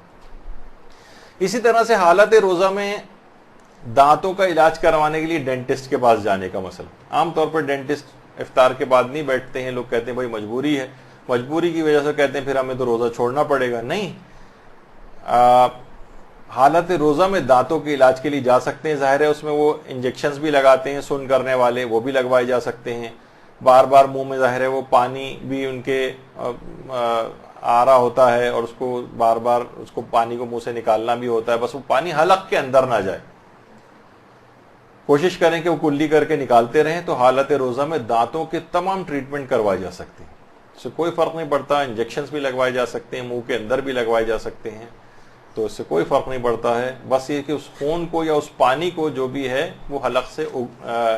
निगले नहीं, बल्कि उसे उगल दें, बाहर निकाल दें, उसका इंतज़ाम वहाँ पर होता है। तो इस तरह अपने रोज़े को जारी रख के दांतों का इलाज करवाया जा सकता। अच्छा, इसी तरीके से बहुत सारे अफराद होते हैं, वो बहुत परेशान होते हैं कि मसूड़ों से आमतौर पर बहुत से लोगों को होता है कि ब्रश कर रहे हैं तो कुछ खून निकल रहा है, या वैसे भी अलग से भी कुछ खून आता रहता है। तो देखिए, अगर ये अमूमी हालत का भी मसला है, आयतुल्लाह सिस्तानी फरमाते हैं कि अगर मसूड़े से निकलने वाला खून इतना मामूली है, ये अमूमी हालत का भी, रोजे को भी छोड़ दीजिए, इतना मामूली है कि वो खुद ही आपके लुआब दहन में घुल मिल के खत्म हो रहा है। इस्तेहलाक होना जिसे कहते हैं, मुस्तहलिक, यानी वो अपनी यानी घुल मिल के बिल्कुल खत्म हो रहा है, तो उसको निगल भी सकते हैं और मुंह को पाक करने की भी जरूरत नहीं। حتیٰ کہ منہ میں سے اگر کوئی خون آ جائے اور وہ زیادہ مقدار میں ہو تو ظاہر ہے پھر اس کو نگل نہیں سکتے، زیادہ مقدار میں خون نکل رہا ہے، مثلا کسی کا دانت ٹوٹ گیا اور زیادہ مقدار میں خون نکل رہا ہے، تو بس اس خون کو منہ سے تھوک دیں، منہ کو اندر سے پاک کرنے کی بھی ضرورت نہیں ہوتی۔ آغا سیستانی فرماتے ہیں، یعنی عمومی حالات کا میں بتا رہا ہوں، عام طور پہ لوگ بہت پریشان ہوتے ہیں، بہت سے لوگ اتنا پریشان ہوتے ہیں کہ صاحب نے باقاعدہ یعنی مسئلہ پوچھا، وہ سخت پریشان تھے، خیر یہ مسئلہ آگے چل کر آنا بھی ہے اسی درس کے اندر، کہ مثلا اگر منہ میں کسی کے جو ہے وہ بار بار تھوک پیدا ہو رہا ہے تو وہ سوچتے ہیں کہ اس کو نگلنے کی ہمیں اجازت نہیں، ہمارا تو روزہ خراب ہو جائے گا، دن بھر بیچارے تھوک تھوک کے پریشان ہیں، ان کی زندگی اجیرن ہوئی جا رہی تھی، پھر ان کو مسئلہ بتایا تو کہیں جا کے سکون اور چین ان کی زندگی میں آیا۔ تو بس خون کے اندر یہ کہ بہت زیادہ مقدار میں تو صرف تھوک دینا کافی، لیکن کم، اتنی معمولی اور کم مقدار ہے کہ وہ تھوک میں گھل مل کے ختم ہو رہی ہے تو نہ اس کو باہر نکالنے کی ضرورت ہے، نہ منہ کو پاک کرنے کی ضرورت ہے، نہ روزے کے اوپر کوئی فرق پڑتا۔ ہاں البتہ توجہ نہیں تھی اور بے اختیار اس خون کو نگل لیا تو روزہ بھی اس سے صحیح رہتا ہے، لیکن زیادہ مقدار میں ہو تو اس کو پھر باہر نکالنا پڑے گا۔ اچھا، کچھ دوائیں ایسی ہیں کہ جو عام طور پہ دل کے مریض زبان کے نیچے رکھتے ہیں، سب لنگول ٹیبلٹس کہلاتی ہیں۔ اچھا، کچھ ایسے بھی ہیں جو ٹیبلٹ نہیں ہوتے بلکہ کچھ اسپریز آتے ہیں، وہ بھی دل کے مریض استعمال کرتے ہیں، زبان کے نیچے اس کو اسپرے کرتے ہیں اور اس کے بعد وہ جو دوا ہوتی ہے وہ زبان کے نیچے سے ہی جذب ہو کے خون وغیرہ کے اندر آ جاتی ہے۔ تو یہ ایک بڑا مسئلہ ہوتا ہے کہ کیا یہ افراد اس طرح سے ان چیزوں کو استعمال کر سکتے ہیں؟ تو دیکھیے حالت روزہ میں، اچھا یہ درد کم کرنے والی دوائیں بھی ہوتی ہیں جو جسم کے درد کو کم کرتی ہیں اور دل کے مریضوں کے لیے بھی ہوتی ہیں جو زبان کے نیچے رکھی جاتی ہیں۔ تو آیت اللہ سیستانی کے فتوے میں بالکل جائز ہے سب لنگول ٹیبلٹ اور سب لنگول اسپرے، یعنی زبان کے نیچے کا اسپرے اور ٹیبلٹ یہ دونوں رکھی جا سکتی ہیں اور اس سے روزے پر کوئی فرق نہیں پڑتا۔ تو بہت سے لوگ صرف اس وجہ سے روزے نہیں رکھ پاتے ان کے مقلدین کہ ہمیں تو زبان کے نیچے گولی رکھنی ہوتی ہے، مثلا اس سے روزہ ٹوٹ جائے گا، نہیں، روزہ نہیں ٹوٹتا، وہ بالکل روزے کو اپنے جاری رکھ سکتے ہیں۔ البتہ آیت اللہ خامنہئی فرماتے ہیں احتیاط واجب کی بنا پر سب لنگول ٹیبلٹ اور یہ جو اسپرے آتے ہیں ان کے استعمال سے روزہ باطل ہو جاتا ہے۔ تو کیونکہ احتیاط واجب ہے، احتیاط واجب میں دوسرے مرجع کی طرف رجوع ہو جاتا ہے، تو ان کے مقلدین بھی اپنے روزے کو دوسرے مجتہد کی طرف اگر وہ اجازت دیتا ہو تو اس کی طرف رجوع کر کے بچا سکتے ہیں۔ تو یہ ایک مسئلہ ہے، یہ اس وجہ سے بتائی جا رہی ہیں چیزیں کہ لوگ عام طور پر اس کو سوچتے ہیں اس سے تو روزہ باطل ہو جائے گا، تو نہیں، اس کے حل موجود ہے۔ اچھا، اسی طرح سے آنکھوں میں دوائی ڈالنے والا بھی ایک مسئلہ آتا ہے اور کان میں دوا ڈالنے کا مسئلہ آتا ہے، اور بعض اوقات یہ ہوتا ہے کہ مثلا کان بند ہوا ہے، جا کے ہمیں کان کھلوانا ہے، ویکس وغیرہ ہے، تو ایک سرنجنگ کا ایک پروسیس ہے وہ کیا جاتا ہے، کان میں پریشر کے ساتھ مثلا پانی مار کے اور ویکس وغیرہ کو جو ہے وہ نکالا جاتا ہے، اس سے بھی روزے پر کوئی فرق نہیں پڑتا۔ یعنی اس میں تین حصے بنیں گے، یعنی ایک تو آنکھوں میں دوا ڈالنا چاہے اس کا ذائقہ حلقی میں محسوس کیوں نہ ہو، اس سے روزے پر فرق نہیں پڑتا۔ کان میں دوا ڈالنا بھی جائز۔ ناک میں قطرے والی ایسی دوا ڈالنا کہ وہ بہہ کر قطرے، عام طور پہ دیکھیے اس میں سب سے بڑی غلطی یہ ہوتی ہے، عام طور پہ جو لوگ اسپرے کرتے ہیں، چلیں اسپرے میں ایک آپ کو بہت سے مریض ایسے ہیں کہ ناک ان کی بند رہتی ہے، ان کو ایک اسپرے کرنے کی ضرورت پیش آتی ہے، لیکن اسپرے کرنے کا ان کو طریقہ نہیں پتا ہوتا، مثلا وہ لیٹ کے اسپرے کرتے ہیں ناک میں، تو ایک تو اس سے دوا کی بہت زیادہ مقدار اندر جاتی ہے اور اتنا تیزی کے ساتھ قطروں کی صورت میں ان کے حلق سے نیچے اتر جاتی ہے دوا، جس سے روزہ باطل ہو جاتا ہے۔ تو ناک میں قطرے اس طرح سے لیٹ کے ڈالنا، اس میں لازمی وہ قطرے جو ہے نا وہ غذا کی نالی میں چلے جاتے ہیں۔ حلق سے نیچے کوئی چیز اگر آپ نے ناک میں دوا ڈالی اور وہ حلق سے نیچے اتر گئی تو روزہ باطل ہو جائے گا۔ اب آپ لاکھ کہیں کہ بھائی اس کے بغیر تو اسے سانس نہیں آ رہا، ٹھیک ہے وہ مجبوری کی حالت میں چلا جائے گا، نہیں سانس آ رہا تھا، اس نے دوا ڈالی، کم سے کم یہ روزہ اس کا باطل ہو گیا، بعد رمضان اس کو قضا کرنی، کفارہ کوئی نہیں دینا۔ لیکن اگر وہ احتیاط کے ساتھ مریض مثلا اسپرے فارم میں کوئی ڈراپس بھی ہیں تو بھی اگر اس کو جو وہ ہوتا ہے اسپرے اس کے کنٹینر کے اندر اس دوا کو اگر منتقل کر کے اور پھر مثلا ناک میں اسپرے کی صورت میں کرے، اچھا بہت سے مریض کہتے ہیں ہم اسپرے کرتے ہیں تو ہمیں منہ میں ذائقہ محسوس ہوتا ہے، دیکھیے منہ میں ذائقہ آنا کوئی معیار نہیں، منہ میں ذائقے آنے سے کوئی فرق نہیں پڑتا ہے، بس حلق سے نیچے غذا کی نالی میں دوا نہیں جانی چاہیے. اور اگر آپ کو شک ہے کہ پتہ نہیں غذا کی نالی میں دوا گئی یا نہیں گئی، تو اس صورت میں بھی، اس حالت شک میں بھی روزہ صحیح رہتا ہے. البتہ بس شروع میں یہ اطمینان ہونا چاہیے کہ دوا جو ہے یہ غذا کی نالی میں نہیں جائے گی، اور پھر بعد میں شک رہے کہ پتہ نہیں گئی غذا کی نالی میں یا نہیں، تو اس صورت میں بھی روزہ صحیح سمجھا جاتا ہے. تو آنکھ میں اور کان والے میں اتنا زیادہ مسئلہ نہیں ہے، اور ناک میں دوا قطروں کی صورت میں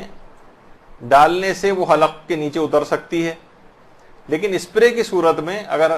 بہت زیادہ پاورفلی اسپرے نہ کیا جائے اور کہ وہ قطرات کی صورت میں غذا کی نالی کے اندر چلا جائے، اور یہ والی احتیاط کر لی جائے، ہلکے سے اسپرے کیا جائے، تو امید ہے کہ اس کا وہ مسئلہ بھی حل ہو جائے گا اور اس کی غذا کی نالی میں بھی دوا نہیں جائے گی. اسپرے کی صورت میں اتنا مسئلہ نہیں، بس یہ احتیاط کر لی جائے. تو یہ 3 چیزیں اس کیٹیگری بنتی ہیں اس میں. ہاں البتہ آنکھوں میں سرما لگانا یہ جائز ہے، لیکن اگر اس کا مزہ یا بو حلق تک پہنچے تو یہ مکروہ ہے. اچھا، ابھی آنکھوں میں دوا ڈالنے والا مسئلہ تھا، اس میں ہم نے کہا کہ حلق تک بھی پہنچ جائے تو بھی کوئی مسئلہ نہیں، ابھی آپ نے اس سے پہلے دیکھا. سرما لگانے میں کہہ رہے ہیں کہ مکروہ ہے، کیونکہ یہ روایات میں یہ چیز آئی.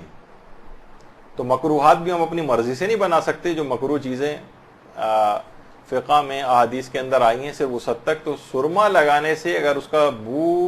اس کا مزہ یا بو حلق تک پہنچے تو یہ مکروہ ہوتا ہے. اب پتہ نہیں کیونکہ ہم نے تو کبھی سرما نہیں لگایا، آپ لوگوں کو زیادہ پتہ ہوگا خواتین کو کب ایسا ہوتا ہے کب نہیں. اچھا، بہت سے افراد گردے کی بیماری والے بھی ہوتے ہیں خاندانوں میں. ایسی بیماری گردے کی، ہر گردے کی بیماری والا نہیں، ایسی بیماری جس میں مریض کا بار بار پانی پینا بہت ضروری، ورنہ اس کے مرض کی شدت میں اضافہ ہو جائے گا، یہ شفا ملنے میں تاخیر ہو جائے گی. ایسے افراد جو ہے روزہ چھوڑ سکتے ہیں بعد رمضان. جب یہ روزہ رکھنے کے قابل ہوں تو پھر ان کو تب یہ روزہ رکھیں گے، یعنی اس کی قضا کرنا پڑے گی. یعنی گردے کے ایسے مریض. اچھا، اس میں کیا ہوتا ہے کہ عام طور پر لوگ کیا کرتے ہیں، بھائی پرانی کسی کو مثلا پتھری ہے، اب وہ بھی سوچتا ہے کہ نہیں مجھ پر سے بھی روزہ ساقط ہو گیا. نہیں، وہ اگر روزہ رکھ بھی رہا ہے، پہلے سے پتھری چلی آ رہی ہے، مثلا کوئی ایسی شدت مرض کے اندر اس کے نہیں ہو رہی ہے، نہیں، اس کو صرف پانی بار بار پینا رمضان میں یاد آنے لگتا ہے. ویسے پورے دن مشکل سے 2 گلاس ہی پانی پیتا ہوگا وہ، لیکن وہ کہتا ہے کیونکہ رمضان آ گیا ہے، گردے میں پتھری ہے، لہٰذا مجھ پہ روزہ نہیں ہے، مجھے تو بار بار پانی پینے کو ڈاکٹر نے کہا ہے. تو نہیں، ایسا مسئلہ نہیں ہے. یا تو مرض کی شدت میں اس کے اضافہ ہو جائے تب وہ روزہ چھوڑ سکتا ہے، جب بار بار پانی پینا بہت زیادہ اس کے لیے ضروری ہے، ورنہ اس کی شفا ملنے میں تاخیر ہو جائے گی. ایسا انفیکشن ہے اس میں بار بار کہا ہے زیادہ پانی پیو، کوئی بھی ایسی چیز کہ جو کہ آپ نے اس سے پہلے معیارات سنے اس کے اوپر پوری اترتی ہو. تو گردے کی ایسی بیماری کہ جس سے شدت اس کی آ جائے گی اور شفا ملنے میں تاخیر ہوگی، صرف وہ چھوڑ سکتا ہے. اچھا، بہت سے جسم میں جذب ہونے والی جو چیزیں، ان سے بھی لوگ بہت سوال کرتے ہیں کہ ہم نے تیل لگا لیا، کہ روزے میں تیل لگا سکتے ہیں نہیں، روزے میں کوئی مرہم لگا سکتے ہیں نہیں، کریم لگا سکتے ہیں نہیں، آئنٹمنٹ لگا سکتے ہیں نہیں، لوشنز، ڈیوڈرنٹس اور جو اور اس طرح کی جو چیزیں ہیں جو کھال میں جذب ہو جاتی ہیں، ان کا استعمال بالکل جائز ہے، اس سے روزے پر کوئی فرق نہیں پڑتا. حلق سے گزر کر غذا کی نالی میں بس کوئی چیز نہ جائے، یہ اصول اور معیار یاد رکھیں، تو اس سے کوئی فرق نہیں پڑتا ہے. البتہ بہت سے سارے افراد اس کا بھی پوچھتے ہیں کہ جو کہ ظاہر ہے روزے کی حالت میں سگریٹ نوشی منع ہے، اب وہ ان کو ایک نکوٹین جسم میں نہیں جاتی، تو بہت سی ایسی نکوٹین پیچ آ گئے. وہ نکوٹین پیچ جسم کے اوپر لگا لیں تو کھال سے جذب ہو کے نکوٹین کی اتنی مقدار ان کے جسم میں، جو اس طرح کے ظاہر ہے سگریٹ نوشی وغیرہ کے ایڈکٹ ہیں، ان کے لیے بہت مشکل مسئلہ بن جاتا ہے کہ کس طرح سے اس سے وہ کریں. بہت سے اس کو ٹالریٹ کر لیتے ہیں، لیکن کچھ جو ہیں بہت ان کے لیے مشکل مسئلہ، تو وہ نکوٹین پیچ لگاتے ہیں، تو جس سے نکوٹین اندر جذب ہو کے خون میں پہنچتی ہے اور ان کو وہ سائیڈ ایفیکٹس وغیرہ نہیں ہوتے ودرول کے جو ہوتے ہیں عام طور پر. تو اس سے بھی روزے پر کوئی فرق نہیں پڑتا، کیونکہ ظاہر غذا کی نالی سے کوئی چیز نہیں نیچے نہیں اتر رہی. اچھا اب یہاں ایک چیز، اگرچہ یہ وہ مسئلہ خواتین کے لحاظ سے تو آپ لوگ سوچیں گے کہ ہمارے لیے تو بیکار ہے حالت روزہ میں نسوار استعمال کرنے کا مسئلہ، لیکن کتنی خواتین ایسی ہیں مدرسے کے پاس، کتنے ایسے سوالات آتے ہیں کہ ہماری والدہ جو ہیں وہ نسوار کھاتی ہیں. بہت سی خواتین ایسی ہیں کہ جو کہ ایسے علاقوں، شمالی علاقہ جات وغیرہ کی، وہاں پر عام طور پر بڑی بوڑھی خواتین جو ہیں وہ نسوار وغیرہ کا استعمال کرتی ہیں. کچھ مرد بھی ایسا ہو سکتے ہیں. تو اس میں یاد رکھیں کہ اگر حالت روزہ میں نسوار کے ذرات حلق سے نیچے اتر جائیں یا نسوار سے مثلا وہ تو سائیڈ میں رکھ لی جاتی ہے نا، تو لعاب دہن کے ساتھ مخلوط ہو کر وہ لعاب اگر کوئی نکل دے، جو لعاب نسوار کے ساتھ مخلوط ہو گیا، اس سے بھی روزہ باطل ہو جاتا ہے. ہاں البتہ بہت سے لوگ اب اس میں جائیں، ایک بحث اس کے اندر چھڑتی ہے کہ ہم تو صرف رکھ رہے ہیں اور حلق سے مثلا لعاب بھی نیچے نہیں جائے گا، تو کیا تب رکھ سکتے ہیں؟ تو اگر حلق سے کوئی بھی چیز نیچے نہیں اتر رہی تو فقط کسی چیز کا منہ میں رکھنا یہ روزے کو باطل نہیں کرتا. مثلا آپ نے پانی منہ میں بھر کے بیٹھی ہوئی ہیں آپ، اور حلق سے ایک قطرہ نیچے نہیں اتر رہا، تو کیا کہا جائے گا کہ مبطل روزہ نہیں؟ منہ میں کوئی چیز رکھنا مبطل روزہ نہیں جب تک کہ وہ حلق سے نیچے نہ اترے. تو اگر وہ نسوار سے مخلوط لعاب جو ہے جب تک اسے آپ حلق سے نیچے نہیں اتاریں گے تب تک، لیکن عام طور پر اس کا کوئی خیال نہیں رکھ سکتا تو لہٰذا اس کو اس سے اجتناب کرنا پڑے گا. یعنی اس کا امکان بہت زیادہ پایا جاتا ہے کہ نسوار سے کے ذرات سے مخلوط لعاب جو ہے وہ حلق سے نیچے اگر کسی نے نگل لیا تو روزہ باطل ہے. تو بہرحال اس سے اجتناب کرنا ہی ضروری ہوگا. اچھا حالت روزہ میں اکثر لوگ ایک تو ابھی تو نکوٹین پیچ آپ نے سنا، اب ایسا نہ کوئی باقاعدہ سگریٹ نوشی شروع کر دے اور یہ نسوار وغیرہ کھانا. تو بہرحال یہ کہ الیکٹرانک سگریٹ، یہ ایک نئی سگریٹ ٹائپ، اب نئی تو نہیں ہے خیر، یہ بھی پرانی ہو گئی ہے. اس میں اس انداز کا ایک گاڑھا دھواں جس طریقے سے ہوتا ہے وہ نہیں نکلتا ہے. تو باقاعدہ یہ بھی ہم نے استفتاء کر کے جو ہے وہاں سے ای سگریٹ کہلاتی ہے، الیکٹرانک سگریٹ. تو وہاں سے یہی جواب آیا کہ احتیاط واجب کے طور پر روزے کی حالت میں الیکٹرانک سگریٹ کا استعمال بھی جائز نہیں. تو بہرحال اگر کوئی بہت سارے افراد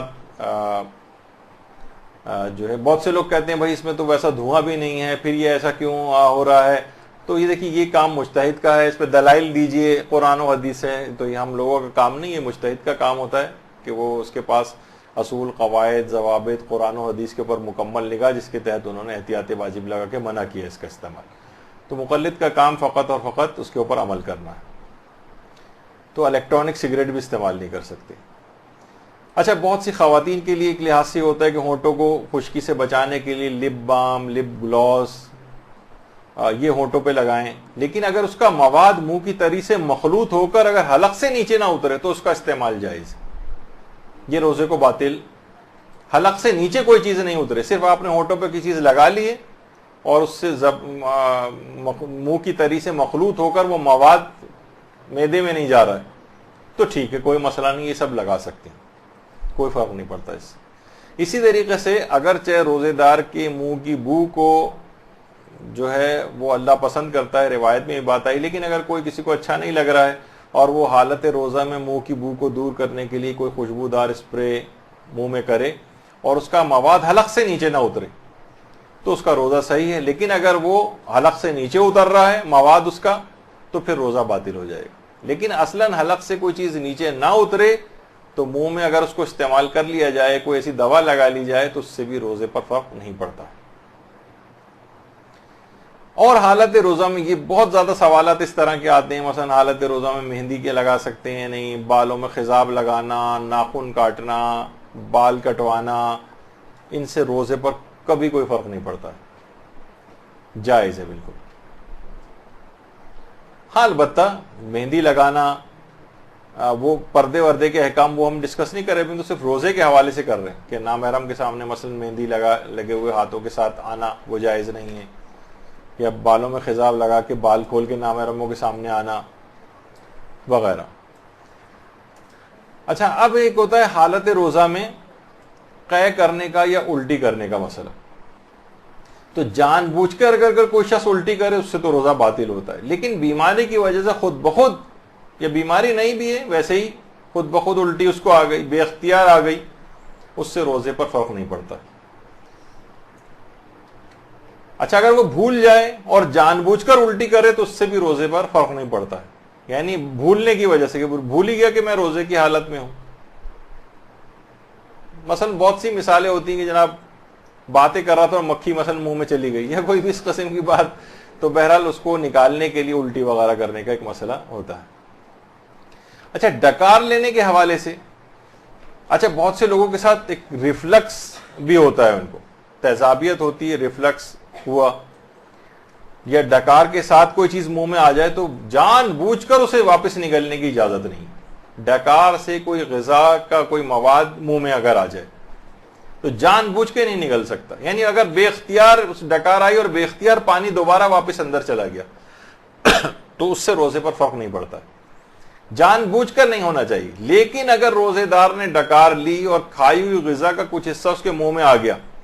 تو لازمی ہے کہ اسے تھوک دے. اگر جان بوجھ کے اس نے اس کو نگل لیا تو روزہ بھی باطل ہو جائے گا, قضا بھی ہے اور کفارہ بھی ادا کرنا پڑے گا. یہ بڑا ایک سخت مسئلہ ہے ڈکار کے سلسلے میں کہ جو بھی چیز آئے اسے آپ نکال دیں, بے اختیار واپس چلی جائے تو سر روزہ صحیح ہے, لیکن جان بوجھ کے اسے آپ نے نگل لیا. بہت سے لوگ کہتے ہیں مثلا اگر دوران نماز ایسا ہو جائے, تو دوران نماز بھی اگر ایسا ہو جائے تو آپ کے پاس اگر کوئی ایسا انتظام ہے, کوئی کپڑا ہاتھ میں موجود ہے, یا مثلا جیب سے نکال سکتے ہیں, یا مثلا خواتین ہیں ان کے پاس عام طور پر اس طرح کی چیز تو نہیں ہوتی, لیکن اس کو اگر آپ اپنے لباس میں بھی لے سکتے ہیں تو لے لیں. اس سے کم آپ کا روزہ تو محفوظ رہے گا نا. تھوک بھی سکتے ہیں بشرطے کہ ایسے حالات ہوں وہاں پر, تو منہ سے اس چیز کو نکال دیں حالت روزہ میں, تو کم سے کم روزہ آپ کا اس سے بچ جائے گا. لیکن نگلنے کی اجازت نہیں. کیا کریں کہ مثلا موجود ہے اور وہ نکال نہیں سکتے ہیں اس کو, تو ہم نگل جائیں تو اس صورت میں قضا اور کفارہ بھی لازم آ جائے گا. اسی طرح سے روزے کی حالت میں بھاپ لینا, ڈاکٹر نے بتایا مثلا اسٹیم انہیلیشن کریں, سائنوسائٹس ہوا ہوا ہے, کوئی اور اس طرح کی بیماری ہے, ناک کھولنے کا مسئلہ ہے, یا اور جو خواتین فیشیل وغیرہ لیتی ہیں, وہ حالت روزہ میں بھاپ کا ناک میں پہنچنے سے روزہ باطل نہیں ہوتا. لیکن بھاپ اس انداز سے لی جائے, مستقل لی جائے کہ وہ بھاپ جو ہے اندر جا کر پانی کے قطروں کی شکل میں تبدیل ہو کر قطرات کی شکل میں وہ معدے میں اگر جا رہی ہے تو اس سے روزہ باطل ہوتا ہے. لیکن اگر ایسی عام طور پہ ایسی کنڈیشن ہوتی نہیں ہے تو اس سے فرق نہیں پڑتا ہے. روزے کی حالت میں اسٹیم لینے سے اور فیشیل کروانے سے کوئی فرق نہیں پڑتا. اچھا, کچھ چیزیں ایسی ہیں جیسے روزے کی حالت میں ماؤتھ واش کا استعمال, یا منہ میں کچھ فنگل انفیکشنز ہو چکے ہوتے ہیں, اس کے لیے کچھ دوائیں اور ڈراپس استعمال کیے جاتے ہیں, یا مثلاً فنگل انفیکشن ہو گیا ہے کوئی, اس کے لیے ڈراپس استعمال کیے جاتے ہیں, یا ناک کو کھولنے کے لیے تیز خوشبو والے انہیلرز وہ استعمال کیے جاتے ہیں. ان سب کا استعمال جائز ہے. کوئی بھی بس دوا حلق سے نیچے نہ اترے, یعنی منہ کی حد تک رہے, کلی کرنے کی حد تک, سونگنے کی حد تک معاملہ رہے, تو اس سے روزہ باطل نہیں ہوتا. تو ایسے بہت سارے ڈراپس آتے ہیں فنگل انفیکشنز والے, ان کو منہ میں گھما کے اس کے بعد اس کو نکال بھی سکتے ہیں. بعض اوقات عام حالات میں تو اگر اندر بھی چلا جائے تو فرق نہیں پڑتا, لیکن روزے میں تو اندر نہیں اس کو لے جا سکتے, تو باہر نکالنا پڑے گا, لیکن منہ میں گھما کے اس کو تھوک دینے سے روزے پہ فرق نہیں پڑتا ہے. اسی طریقے سے مختلف وکس کی ایسی بام اور ناک میں خوشبو, تیز خوشبو جس سے ناک کھل جائے, اس کے استعمال سے بھی روزے پر فرق نہیں پڑتا ہے. اچھا, بعض اوقات یہ ہوتا ہے کسی نے بہت ہی کوئی, دیکھیں روزے کے مسئلے میں بھی آپ نے دیکھا کسی کو بہت سپر مین اور سپر وومن بننے کی کوئی ضرورت نہیں. اگر معلوم ہو جائے کہ واقعی روزہ آپ کے لیے نقصان دہ ہے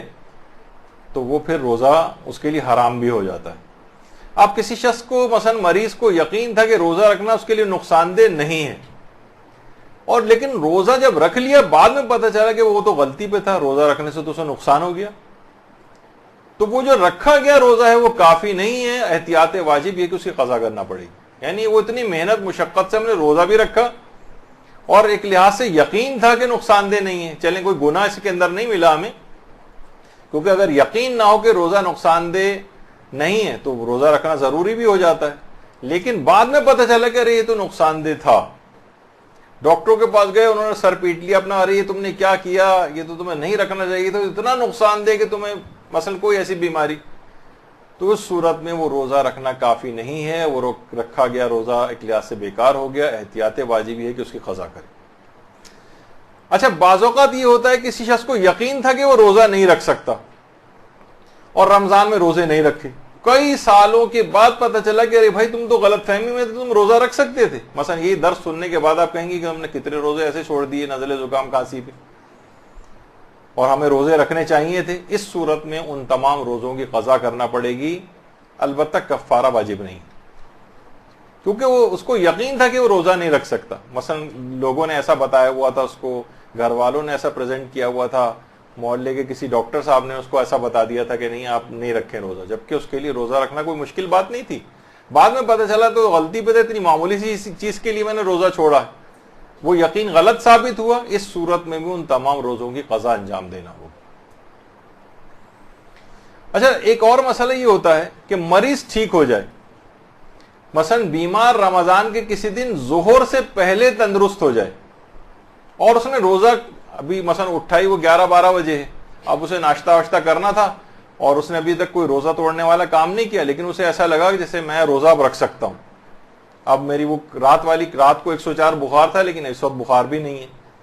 اور اس کو بظاہر ایسی کوئی اپنے اندر چیز نظر نہیں آ رہی، تو واجب ہے کہ اس دن روزے کی نیت کر لے. یعنی مریض اگر ظہر سے پہلے تندرست ہو جائے اور اس نے خلاف روزہ کوئی کام نہیں کیا ہے تو واجب ہے کہ اس دن روزہ رکھے. ہاں البتہ ظہر کے بعد یہ تندرستی اس کو ملے تو اس دن کا روزہ اس پہ واجب نہیں. یہ ایک مسئلہ ہے. اچھا بعض اوقات یہ ہوتا ہے کہ ایک دم سے آدمی چکر کھایا اور بے ہوش ہو کے گر پڑا اور تھوڑی دیر بعد 5-10 منٹ بعد مثلا اس کو ہوش آ گیا. اس نے کوئی جان بوجھ کے اپنے آپ کو بے ہوش نہیں کیا ہے، لیکن ایسا کچھ ہو گیا کہ اسے بے ہوشی ہو گئی، تو احتیاط واجب ہے کہ اس روزے کو مکمل بھی کرنا ہے ہوش آنے کے بعد، اور اس کے بعد اس روزے کی قضا بھی انجام دینا ہے. اگر آپریشن وغیرہ والا کوئی ایسا مسئلہ ہے جس میں اس نے، اس میں دو مسئلے ہیں. ایک تو یہ کہ آپریشن کے لیے اسے بے ہوش کر اور اختیار سے گیا ہے وہ کہ مجھے بے ہوش کیجئے کیونکہ میرا آپریشن کرنا ہے، تو احتیاط واجب ہے کہ اس روزے کو مکمل بھی کرنا ہے اور اس روزے کی قضا کرنی ہے. لیکن اگر وہ خود سے ہی ایسی چکر کھا کے بے ہوش ہو کے گر پڑا ہے اور تھوڑی دیر بعد اسے ہوش آ گیا تو اس سے روزے پر فرق نہیں پڑتا ہے. کوئی ایسا ہو کہ اپنے آپ کو خود سے اختیار سے بے ہوش کرے یا کروائے، مثلا ریکویسٹ ہی کرے کہ آپ مجھے بے ہوش کریں تاکہ میرا آپریشن ہو، اس صورت میں اس روز اگر ممکن ہو اس کے لیے کہ اگر روزہ رکھنے سے کوئی فرق نہیں، تھوڑی دیر بعد 1 گھنٹے کا آپریشن کو، اسے بہت سے ایسے مائنر ٹائپ کے بھی ہوتے ہیں لیکن بے ہوش کرنا ہی ضروری ہوتا ہے، اس کے بعد ہوش آ گیا اسے اور بظاہر ایسے کوئی اس کو منہ سے کوئی چیز لینے کی ضرورت نہیں، تو روزے کو کنٹینیو بھی کرے اور قضا بھی بجا لے. لیکن عام طور پر جب اتنی بڑی بیماریاں عام طور پر ہوتی ہیں جس میں روزہ آپریشن ہو رہا ہوتا ہے تو اس میں ممکن ہے کہ روزہ ساقط ہو. اچھا اب مسئلہ یہ ہے کہ مریض،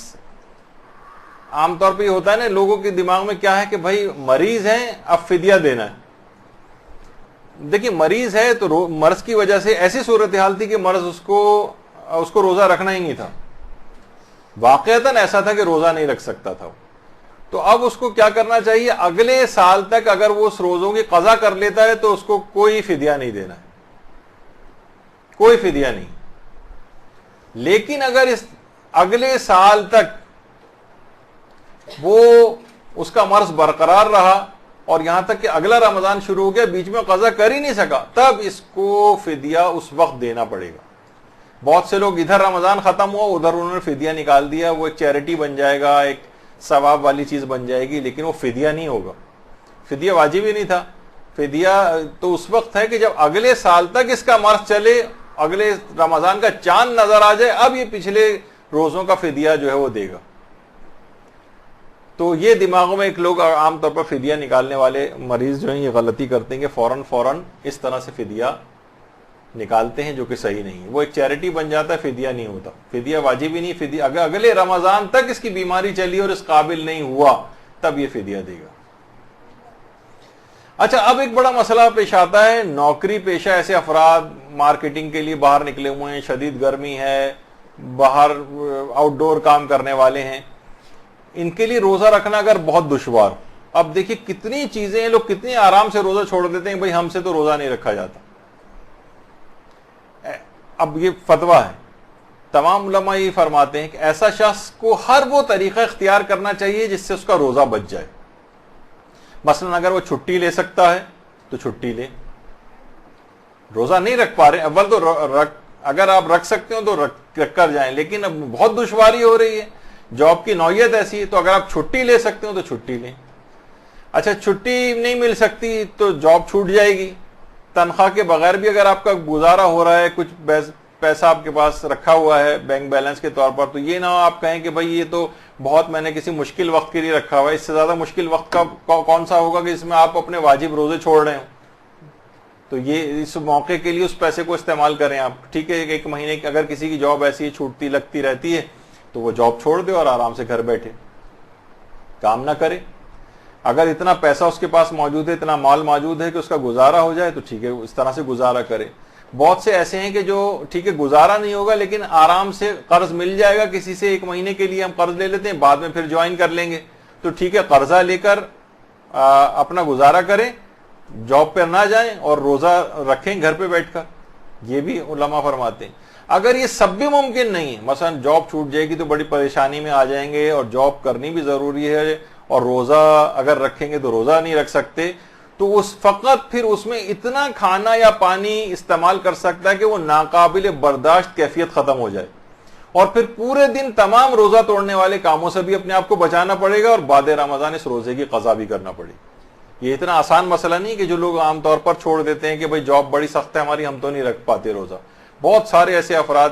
کے سوالات آتے ہیں تو وہ یہ کہتے ہیں کہ ہم تو نہیں رکھ پاتے بھائی, بڑا مشکل ہے ہمارے لیے. آپ کو اگر کبھی نکل کے کام کرنا پڑے تو آپ بڑے آرام سے بیٹھ کے جواب دے دیتے ہیں, ناراض ہونے لگتے ہیں. بلکہ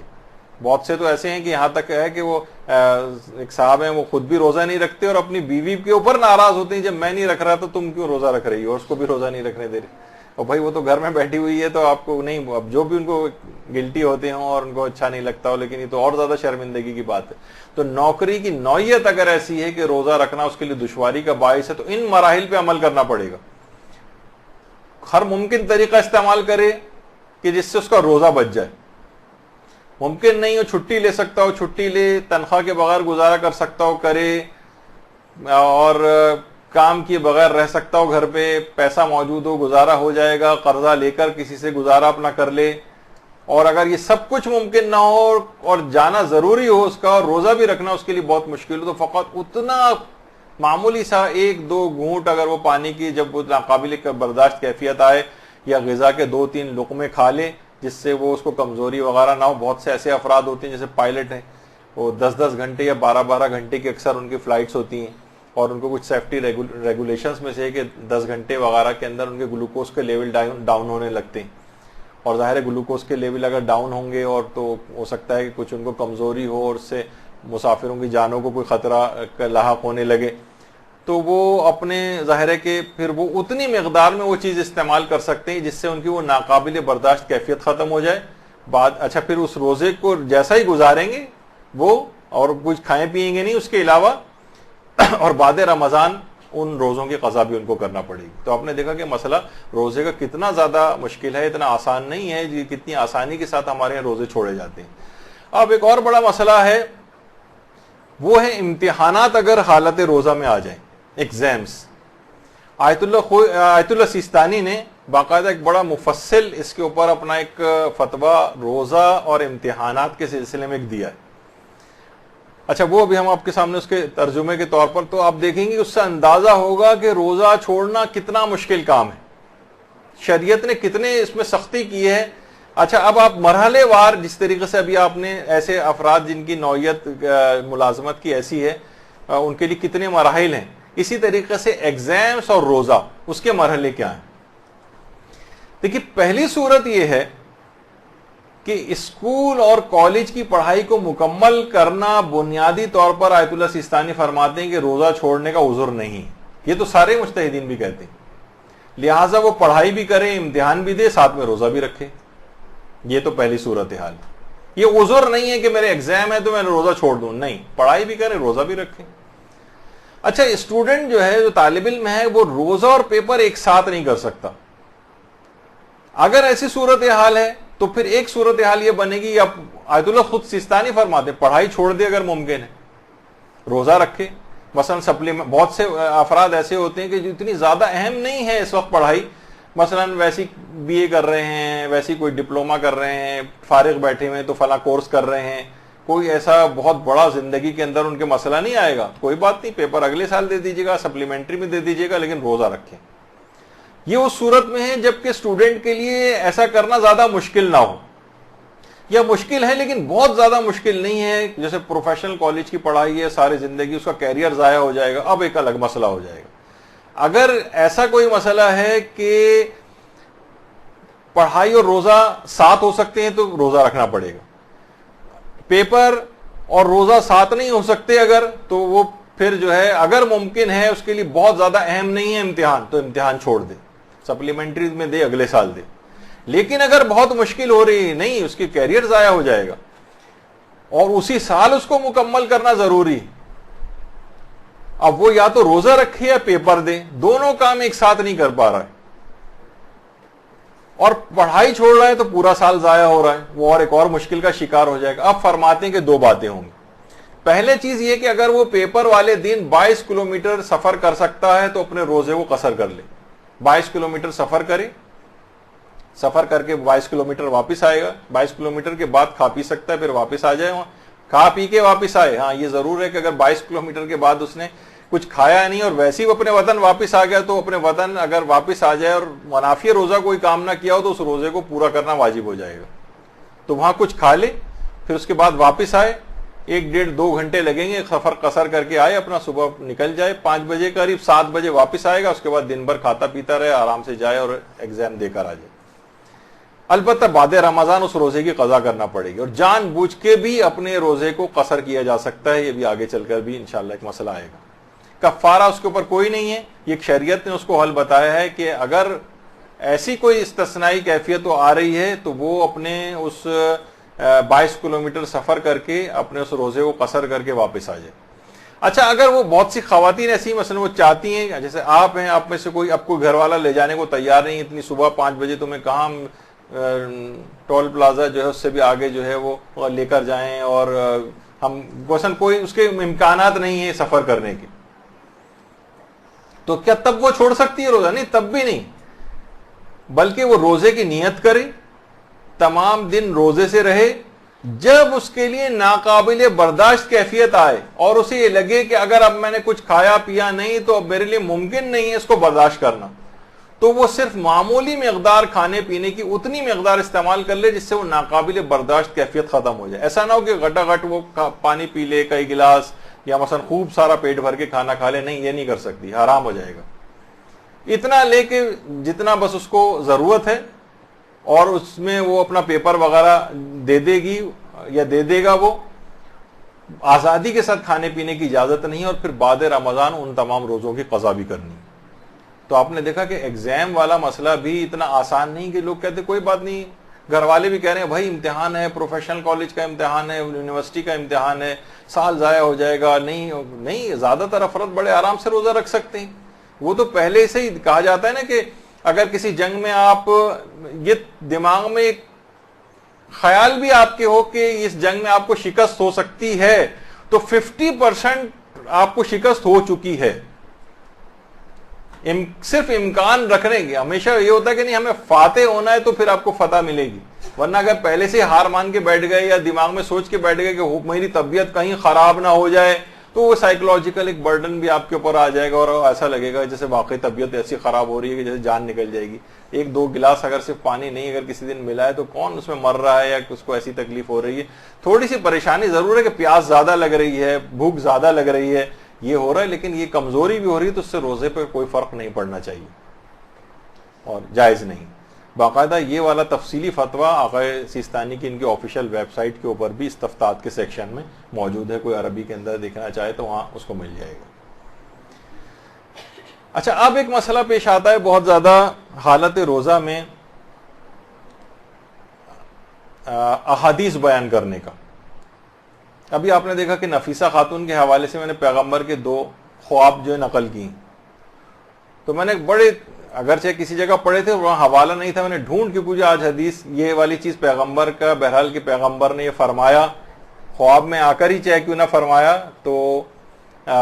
ڈھونڈ کے حوالے، جب بھی میں نے اس کے اندر حوالے جو ہے پیش کیے تھے کہ منتخب التواریخ سے ملا ہاشم خراسانی نے یہ خواب نقل کیا ہے،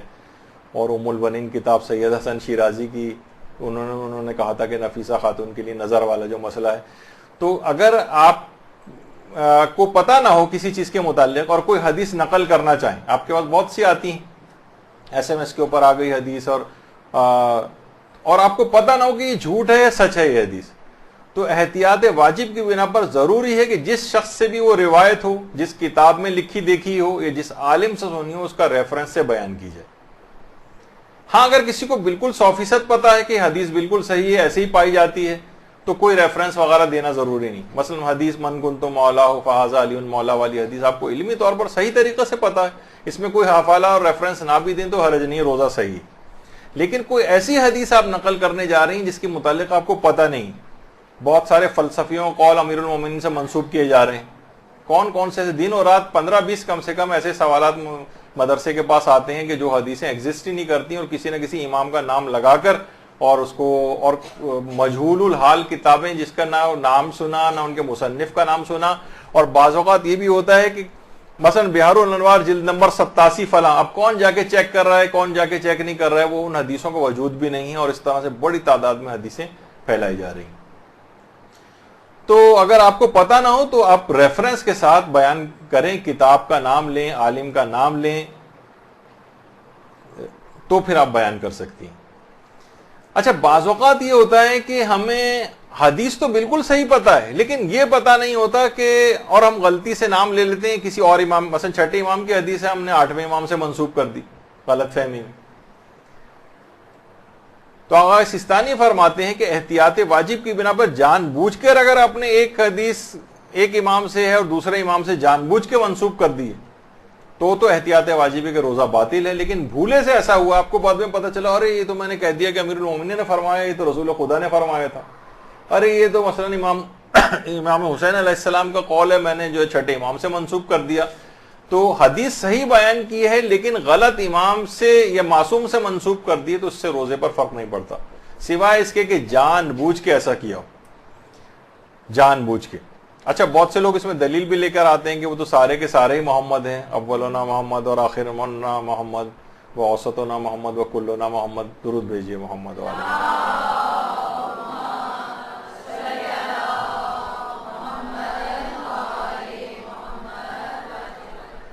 تو بھولے سے ایسا ہو جائے تو روزے پر فرق نہیں پڑتا ہے، جان بوجھ کے ایسا نہیں ہونا چاہیے. اچھا کبھی یہ ہوتا ہے کہ حدیث صحیح بیان کی ہے، معصوم بھی صحیح بیان کی ہے لیکن راوی غلط بیان کر دیا.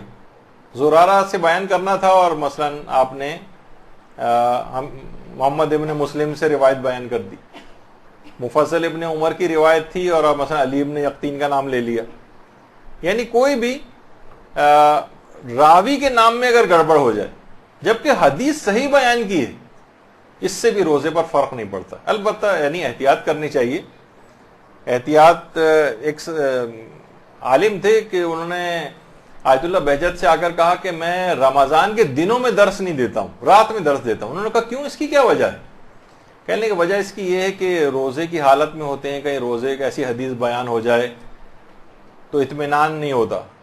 تو آقا بہجت نے کہا کہ اچھا رات کے وقت جب آپ درس دیتے ہیں تو آپ کو اطمینان ہو جاتا ہے. مقصد ہے کہ ان کو ٹوکا کہ آپ کو یہ احتیاط رات میں بھی کرنی چاہیے اور دن میں بھی کرنی چاہیے کہ حدیث آپ صحیح بیان کریں. یہ کیا بات ہوئی کہ روزے کی حالت میں بیان نہیں کریں گے، اس میں تو یہ احتیاط کر لیں گے روزہ بچانے کے لیے، لیکن جب غروب آفتاب کے بعد اگر بیان کر رہے ہیں تو پھر حدیث کو بیان کرنے میں زیادہ احتیاط کی کوئی ضرورت نہیں. ایسا نہیں، دونوں میں ایسی احتیاط ہونی چاہیے. تو بہرحال یہ کہ اگر راوی غلط بیان ہو جائے تو اس سے فرق نہیں پڑتا روزے پر، البتہ حدیث کو صحیح طور پر بیان کرنا چاہیے. اچھا بعض اوقات یہ ہوتا ہے کہ روزے دار کسی چیز کے بارے میں اس کو یہ اعتقاد رکھتا ہے کہ وہ واقعی قول خدا ہے، قول پیغمبر ہے، یا مثلا قول امام معصوم ہے، اور وہ اس نے منسوب کر دیا ان سے وہ قول، بعد میں پتہ چلا کہ یہ نسبت صحیح نہیں تھی، یہ ان کا قول نہیں ہے. یعنی اس کو شروع میں یقین تھا کہ انہی کا قول ہے، لیکن بعد میں پتہ چلے نا ارے یہ تو ان کا قول ہی نہیں، تو اس سے اس کا روزہ باطل نہیں ہوگا، روزہ اس کا باطل نہیں ہوگا. اچھا بعض اوقات یہ ہوتا ہے کہ حالت روزہ میں کبھی ہم نے آیت کو غلط تلفظ کے ساتھ پڑھ دیا، آیت کا کوئی ایک ٹکڑا بیچ میں سے رہ گیا پڑھنے سے، بھول گئے، مس کر دیا، یا دو ٹکڑے الگ الگ آیتیں کے آپس میں ملا دی، ہمیں یاد نہیں رہا جبکہ وہ الگ الگ آیات تھیں، یا کسی حدیث کو غلطی سے بھولے سے غلط تلفظ کے ساتھ پڑھ دیا، اس سے بھی روزہ باطل نہیں ہوتا۔ البتہ ظاہر کوشش یہی کرنی چاہیے کہ قرآن و حدیث کو صحیح تلفظ کے ساتھ پڑھا جائے۔ بہت سے لوگ اس وجہ سے تلاوت قرآن نہیں کر رہے، نہیں ایسا نہ ہو کہ حالت روزہ میں ہمیں پڑھنے میں ہمیں صحیح طرح سے آتا نہیں ہے قرآن پڑھنا، تو کہیں غلطی نہ ہو جائے تو تلاوت قرآن کر ہی نہیں رہے۔ دیکھیے ایک بات اور اس میں بتا دی جائے بیچ میں، کہ ویسے تو تلاوت قرآن میں تفکر اور تدبر کرنے کا ثواب بہت زیادہ ہے، بنسبت اس کے کہ انسان بس پڑھتا چلا جا رہا ہے اور نہ تفکر و تدبر نہ کرے، وہ اپنی جگہ پر ہے۔ لیکن یہ ہے حکم زیادہ تر غیر رمضان کے لیے۔ رمضان میں کثرت تلاوت جو ہے یہ مطلوب ہے، زیادہ سے زیادہ تلاوت کریں، چاہے فی الحال اتنا وقت آپ کو نہ مل رہا ہو۔ جب یہ آپ ملتا ہے نا کہ امام خمینی 10 قرآن ختم کر لیا کرتے تھے، جب نجف میں تھے تو رمضان میں 10 قرآن ختم کرتے تھے،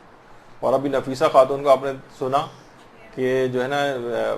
2 دن میں 1 قرآن اس لحاظ سے ختم ہو جاتا تھا ان کا، تو اس لحاظ سے دیکھیں تو 15 قرآن ان کے رمضان کے اندر ہی بنتے ہوں گے۔ کتنی روایات ملتی ہیں ائمہ معصومین کی، کتنے ان کے اصحاب کی ملتی ہیں کہ کثرت کے ساتھ 10 کے قریب جو ہے قرآن ختم کیا کرتے۔ تو جب انسان اتنی تیز رفتاری کے ساتھ یعنی قرآن پڑھ رہا ہوگا، تلاوت کر رہا ہوگا، تو تفکر و تدبر کا وقت تو نہیں ہوگا اس کے پاس۔ لوگ کہتے ہیں بھائی ایک آیت ہی پڑھیں لیکن تفکر کر کے پڑھیں، نہیں، رمضان میں کثرت تلاوت کا ثواب غیر رمضان کی نسبت زیادہ ہے۔ اس میں مطلوب یہ ہے کہ آپ تلاوت کثرت کے ساتھ پڑھیں، وجہ اس کی ہے کہ ایک آیت کو پڑھنے کا غیر رمضان میں پورے قرآن پڑھنے کے برابر ثواب ملتا ہے۔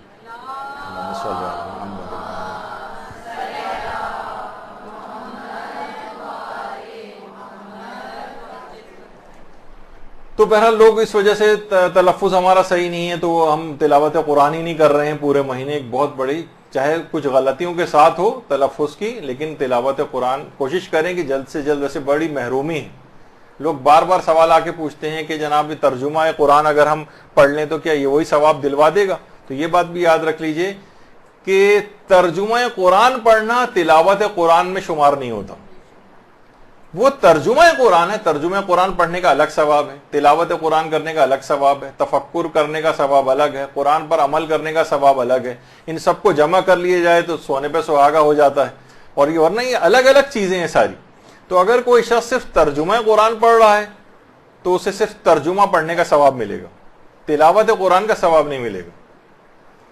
اور پھر کہتے ہیں ہمیں تو پڑھنا آتا ہی نہیں، تو پڑھنا نہیں آتا تو پڑھنا سیکھیے۔ بہت بڑی محرومی ہوگی اگر کوئی شخص صحیح طور پر قرآن کو سیکھے بغیر اس دنیا سے چلا جائے،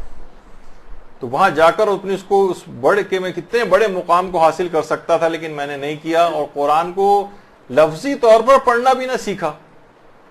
تو بڑی ایک پریشان کن صورتحال سے اس کو نمٹنا ہوگا وہاں جا کر۔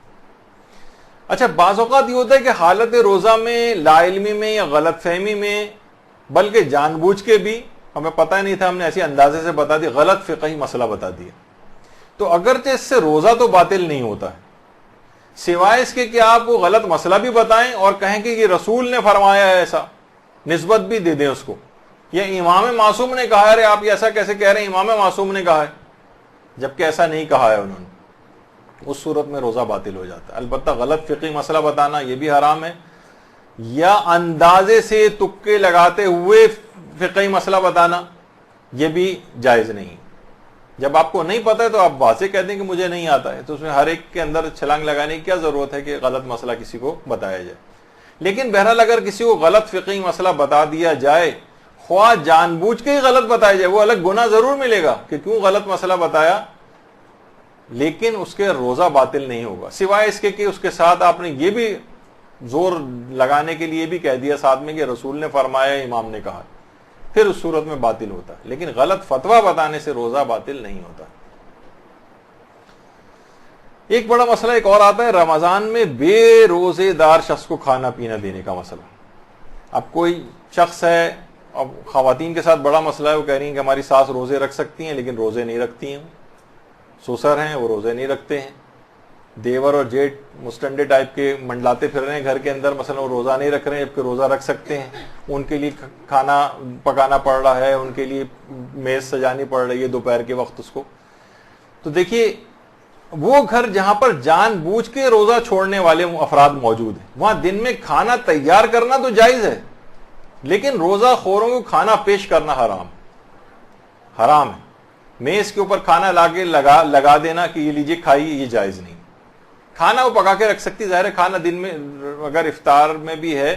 افطار کا کھانا وہ بھی حالت روزہ میں ہی پکایا جاتا ہے عام طور پر. کھانا پکانا حرام نہیں، پھر وہ خود ہی آئیں ٹہلتے ہوئے اور پتیلی میں سے نکال کے اپنا کھانا لے جا کر کھا لیں، وہ آپ کا ذمہ نہیں. لیکن جان بوجھ کر روزہ چھوڑنے والوں کے لیے کھانے کو پیش کرنا، تقدیم طعام جسے کہتے ہیں، وہ جائز نہیں. اچھا، اب کچھ افراد ایسے ہوتے ہیں جو عذر شرعی رکھتے ہیں. گھر میں بہت سے افراد ایسے ہیں، بوڑھے ہیں، کوئی مسافر ہے 10 دن سے کم کا، وہ ہمارے پاس دوسرے شہر سے آیا ہوا ہے، کوئی بیمار ہے جس کے اوپر سے روزہ ساقط ہے، ان کو کھانا پیش کر سکتے ہیں. لیکن رمضان المبارک اس طرح سے کھانا پیش کریں کہ توہین نہ ہو. ایسا نہ ہو کہ بالکل گھر میں ایک فضا پیدا ہوئی ہوئی ہے جس طرح کا لنچ ہو رہا ہے عام دنوں کی طرح سے. یعنی رمضان کے احترام کا خیال رکھتے ہوئے وہ لوگ، ایسے افراد کے لیے بھی بہتر ہے کہ چھپ کر کھائیں، لوگوں کے سامنے نہ ہو، تاکہ رمضان کی بے احترامی نہ ہو. تو عذر شرعی رکھنے والے افراد کو تو پیش کیا جا سکتا ہے، لیکن بے عذر شرعی، مثلا اکثر گھروں میں کام کرنے والی میڈس اور یہ جو خواتین ہوتی ہیں ماسیاں وغیرہ، ان کو کہ بھائی یہ تو بیچاری دن بھر کام کرتی پھرتی ہے، روزہ نہیں رکھتی ہے، تو وہ دوپہر میں کھانا کہاں کھائے گی، تو وہ کھانا اس کو نکال کے آپ دے رہے ہیں. نہیں، یہ جائز نہیں، بلکہ واضح طور پر منع. بہت سے لوگ گھر میں کام کرنے والے آئے ہوئے ہیں، مثلا رنگ کر رہے ہیں، گھر میں کلر کر رہے ہیں، کوئی مزدور کام کر رہے ہیں، وہ کہہ رہے ہیں ہم سے تو روزہ نہیں رکھا جاتا، بھائی ہم روزہ نہیں رکھتے، لائیے پانی دیجیے گا باجی ذرا. اب آپ جو ہے نا فریج سے پانی نکال کے دے رہے ہیں. نہیں، یہ جائز نہیں واضح طور پر. ہاں، اگر کسی جگہ رکھا ہوا ہے پانی باہر کہیں کولر وولر میں پہلے سے، اب وہ خود اٹھا کے اس کو پی لیں تو وہ ٹھیک ہے، لیکن پانی پیش کرنا، کھانا پیش کرنا، یہ جائز نہیں ہے ان کو. تو یہ دیکھنا پڑے گا، ظاہر ہے. اچھا، اسی طرح سے دن کے اوقات میں کسی غیر مسلم کو کھانا دینا یا پانی دینا، یہ بھی اگر ماہ رمضان کی حتیٰ کہ حرمت کا سبب بنے تو یہ بھی حرام. اور بہت سے کچھ علماء ایسے ہیں جو کہ اس شرط کے بغیر بھی انہوں نے مطلقاً بھی کہا ہے کہ نہیں، غیر مسلم کو نہیں دے سکتے. لیکن اگر ایسی کوئی صورتحال نہیں ہے، حتیٰ کہ حرمت نہیں ہو رہی، ظاہر ہے وہ تو غیر مسلم ہے، روزہ نہیں رکھ سکتا، گھر کا ملازم ہے، تو اس طرح سے چھپ چھپا کے اس کے رمضان کی توہین میں اگر شمار نہ ہو تو پھر ممکن ہے. لیکن جو اور افراد ایسے ہیں جو کہ جن کو ویسے روزہ خور کہا جاتا ہے، جن کو کوئی فقہی مجبوری نہیں ہے، وہ غیر مسلم بھی نہیں ہے، مسلمان ہیں لیکن روزہ نہیں رکھ رہے ہیں، کام کر رہی ہے، آ رہی ہے ماسی، کوئی ایسی بیمار نہیں ہے، کچھ نہیں ہے، کوئی ایسا عذر شرعی اس کے پاس نہیں ہے، اس کو نہیں دیا جا سکتا. اچھا، ایک مسئلہ اور آتا ہے، لیکن اس میں اب 4 بج گئے ہیں تو ابھی فی الحال یہاں تک رکھتے ہیں. البتہ یہ میرے اعتبار سے ابھی جو مسئلہ ہے، تقریباً جو آج میں تیاری کر کے آیا تھا اس کے اعتبار سے ابھی 2 گھنٹے کے فقہی مسئلے اور باقی ہیں، لیکن اب ظاہر ہے کہ ممکن نہیں ہے میرے لیے کہ اب مکمل کروں. اور اگلا لیکچر ہمارا بہت ہی اہم شب قدر والا ہوگا، جو کہ جس اتوار کو ہوگی سمجھیں اسی کی رات شب 23 ہوگی آپ لوگوں کی، تو اس لحاظ سے اس کا سننا بھی زیادہ اہم ہوگا. اور آخری والا جو اتوار ہوگا وہ تو چاند رات اور اس سے اتنا قریب ہوگا کہ اس میں ہم یہ والے فقہی مسئلے بیان نہیں کر سکیں گے. تو یہاں کی حد تک ہم روکتے ہیں اس گفتگو کو. انشاءاللہ زندگی رہی تو آئندہ سال رمضان کے ان مسئلوں کو مکمل کیا جائے گا. وصلی اللہ علی محمد وآلہ الطیبین الطاہرین. برحمتك يا أرحم الراحمين وصلى الله على محمد